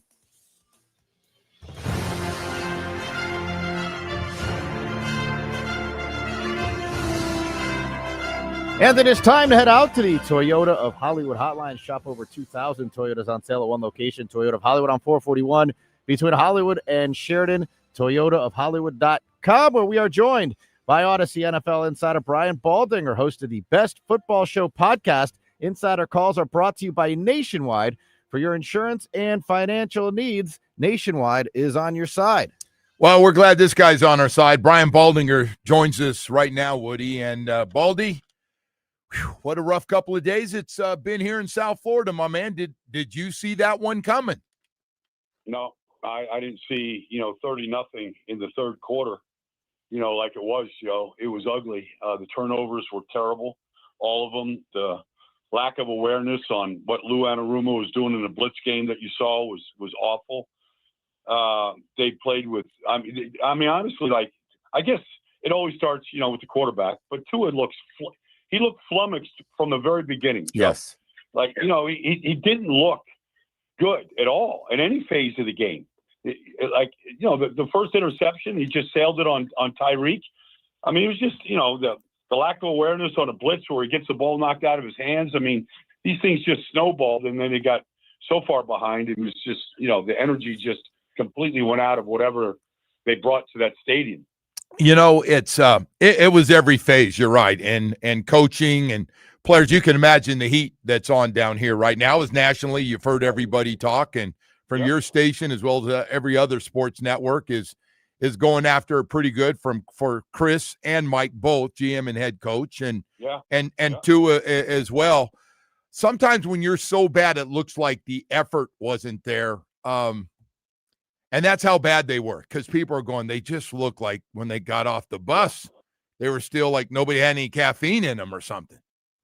Well, look, Joe, that happens. And especially if it's the first game of the year, the Giants played like that. There was a couple teams that were terrible, and it was just hard to watch. And so you could question the effort, but I don't like to do that. I always, it's the old saying, Joe, it's not as bad as you think it was, not as good as you think it was. I'm not going to give them a mulligan on the game, because that you spent the whole offseason trying to put this roster together and thinking you improved the team, and then you go out and play like that. But they're on a short leash right now, and the faith in the team obviously is about as bad as I've seen it. But it better change quickly this coming weekend. Well, I want to get back. The Patriots are coming. The Patriots were not good offensively. Yeah, they're coming to town. They know them well. It's a new coach there. There's a little bit of heat there because their offense was awful against the Raiders as well. And so honestly, it's a game where you could bounce back and get even this week. I want to talk about, we talked last week about the offensive line with you. James Daniels going to be out. He's on IR. Austin Jackson's got a toe. We're going to find out next couple of days if he didn't finish the game, if he's going to be able to play. So there's a good chance you're without your right guard and right tackle. So now all of a sudden it's Brunskill, Keon Smith, or Cole Strange, who you just signed off a practice squad. And then going outside, it's Larry Borum most likely.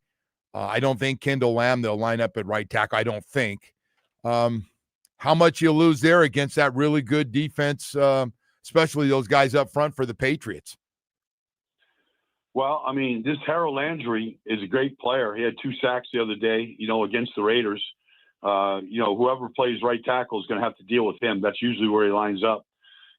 They're talented up front. Milton Williams and Barmore. It's a good group. They've got some depth there, and that was probably the strength of the entire performance the other day was their defensive front. So they're going to get tested. And look, it's a shame, but the Jets lost their starting right guard last week, and the backup, center went to right guard. He played great. So, you hope you cross-train these guys That's right. well enough, Joe. Yep. They can step up. Keon Smith, whoever it is, can step up and step in right now. So it just, I guess the frustration for a lot of us, it's usually we talk about players, but the coaching, not having guys ready to go, and the sloppiness of 12 guys in a huddle, used a timeout for a 2-point conversion. I mean, that's just part of like the things that Mike's going to have to get ready to go. And yeah, and they're killing them. Listen, they're calling this team soft. There are people used again soft. You look at this team as being soft right now after game one. Well, I mean, look, it's 30-0, Joe. I mean, that's what people are going to say. Whether it's legit or not, that's what you're going to get. The noise is loud. Yes.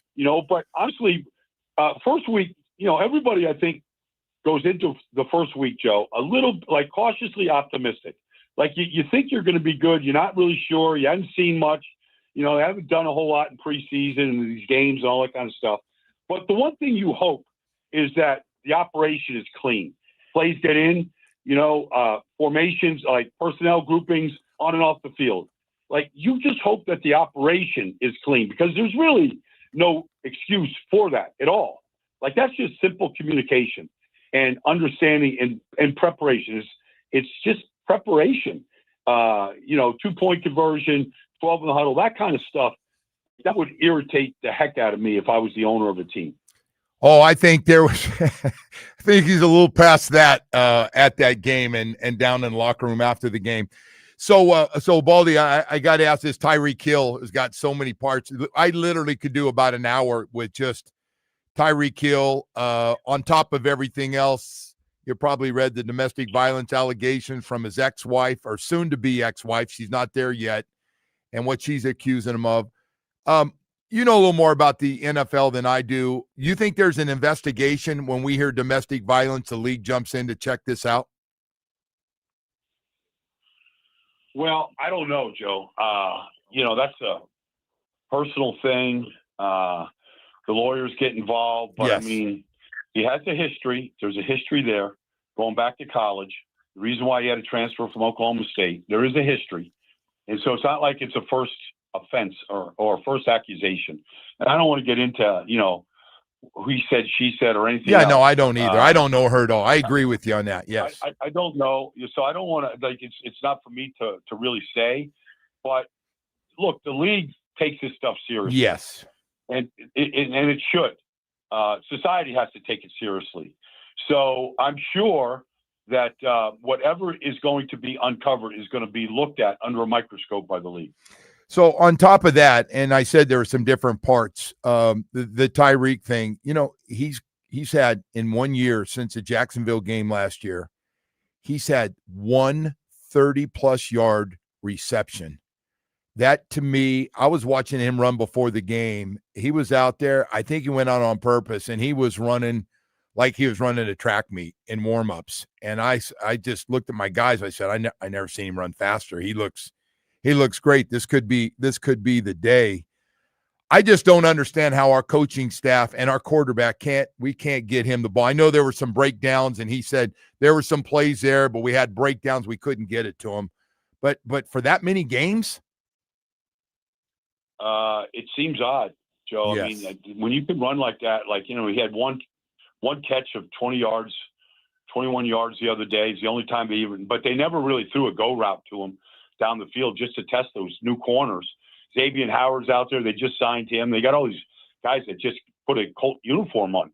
Literally built their whole secondary. Julian, all these different guys that are there now. Right. You would think that you would test them. I mean, if anybody knows Xavier Howard, you'd think it'd be Tyreek Hill. He saw him in practice every day for 2 years. So I thought it was a little odd that they can't seem to shake him loose the way they once used to, just so easily. Brian Baldinger here with us on QAM. Insider calls are brought to you by Nationwide. For your insurance and financial needs, Nationwide is on your side. So I'm getting set for game 2. You have no feel for this game coming up. You've seen both teams play. Patriots had some strengths to their team, and as you said, had some weaknesses. And Drake May, still not where they were hoping he would be in year 2. You get any kind of feel of you expect this to be a tight game? What would you expect out of this second game? This is what I think, Joe. I think the defensive line of Miami, I think the secondary has a lot of questions in Miami. And I questions about this whole secondary going back to, mini camps and then watching them in preseason. And so they've added pieces, fine. But I think this is a defensive line's game.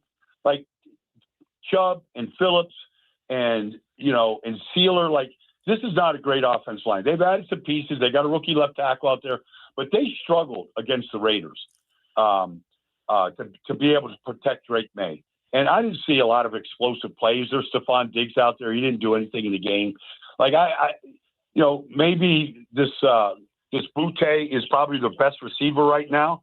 But honestly, they should get after Drake May in this game. And they've got a lot of resources, a lot of money in that defensive line. Make them earn their check on Sunday. That's how I look at this thing right now. By the way, I got home just in time from fly back. I'm there in second quarter to watch. I tell you what, we can't have Baltimore and Buffalo play enough. That was so good. No. I mean, it just like, okay, this is what really good quarterback play looks like in two really good teams.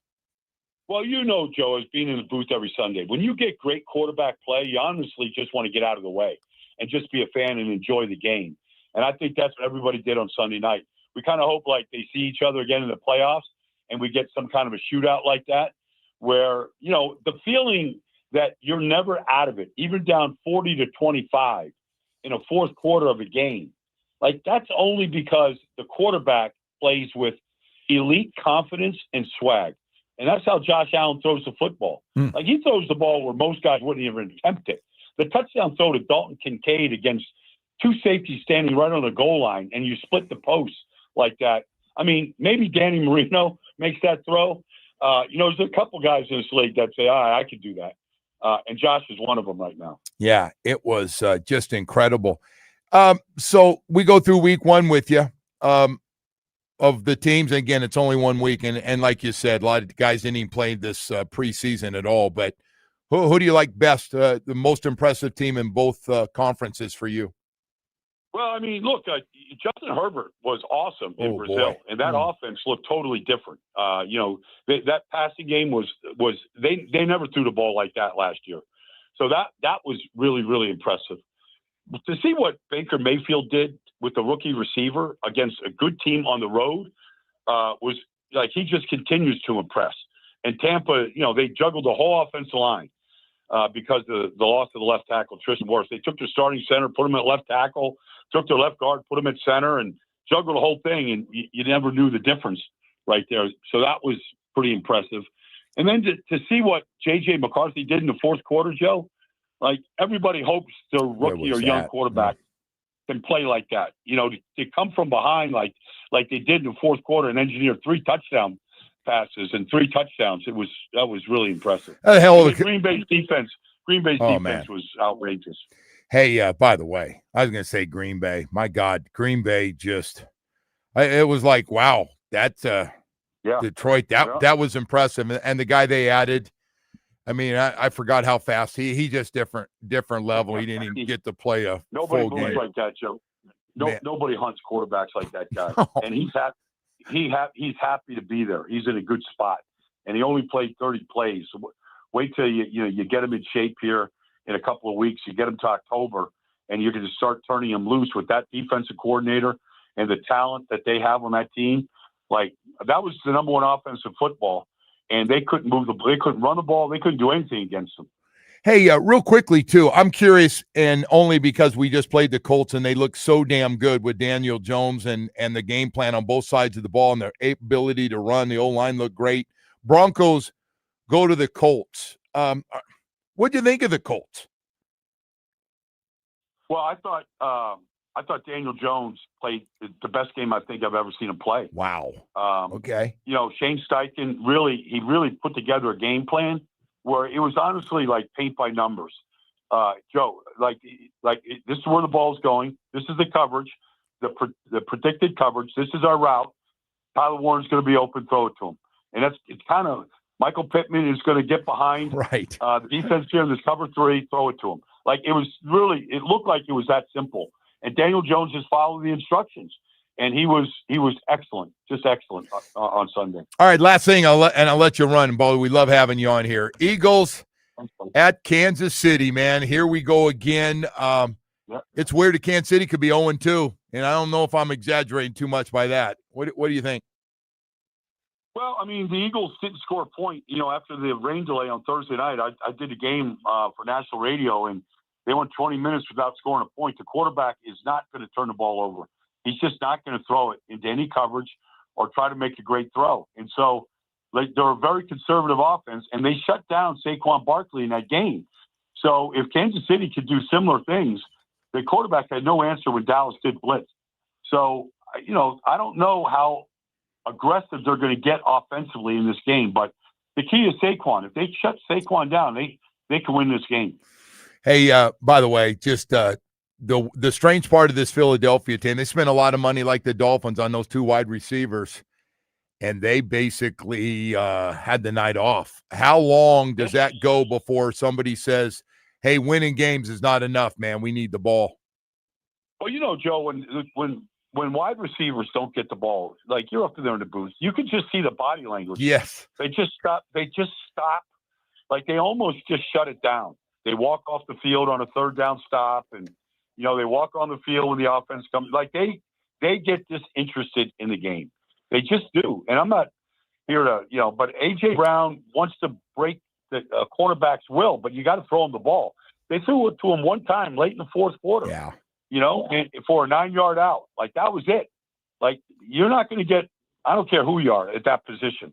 Like you're not going to get the best of them if they're not getting the ball. No, you got to get them involved. I totally agree, or you're going to have some salty guys. There's no question about it. Yep. And then we'll have a little drama in Philadelphia. Hey, Baldy, always great having you, man. Really appreciate you coming on. Thank you. All the best, Joe. I'll talk to you next week, buddy. All right, you got it. Brian Baldinger, Odyssey NFL Insider. Also, the host of the Best Football Show podcast, Insider Calls, are brought to you by Nationwide. For your insurance and financial needs, Nationwide is on your side. All right. Hey, I want to tell you about Dr. Barry and his staff. I want to talk to all men out there that have been through the highs and lows of life, from losing jobs, breakups, other things that happen in your life, and all of a sudden you find yourself off the road in a dark, dark place, man. I went through it. I did, like about everything else I've been through in my life. And I got to tell you, man, Recovery Unplugged, Dr. Barry and his staff are fantastic.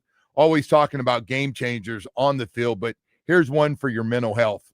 Recovery Unplugged Behavioral Health has a beautiful mental health residential program in Fort Lauderdale.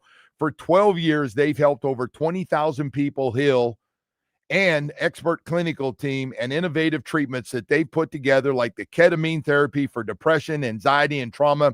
If you or someone you love needs some winning strategy and needs a little help, boy, they're there for you. Dr. Barry's one of the most impressive human beings I've ever talked to. Call 954-737-4508 or visit recoveryunplugged.com.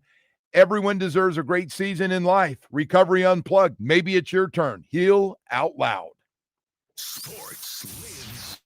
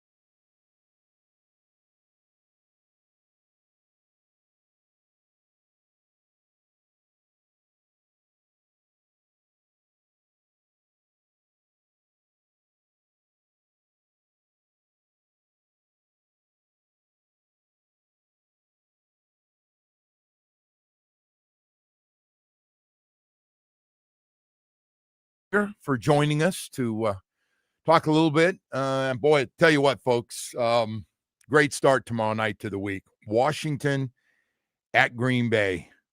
Green Bay looked really good in Washington. You know about them, a great run they had in the playoffs. Eagles at Kansas City, also 425 Fox game. Could Kansas City start 0-2? And then, of course, for me, the third game, the Broncos at the Colts. I am dying to find out from that Broncos team, who everybody seems to like a lot. Matter of fact, the AFC West looks pretty good right now with the Chargers playing well. And I'm wondering just how good the Colts are after what happened to the Miami Dolphins. So we'll be talking about it. We're going to have Kyle Crabbs join us, Locked On Dolphins. We'll talk to him a little bit about the Dolphins. He's always really fair, tries to keep emotion out of stuff, and he'll break down the things he liked and didn't like. And so we'll get into some of that with the Patriots getting ready to come to town this week. Busy weekend, by the way, at Hard Rock Stadium. I think it's going to be a hell of a game. USF and the Canes.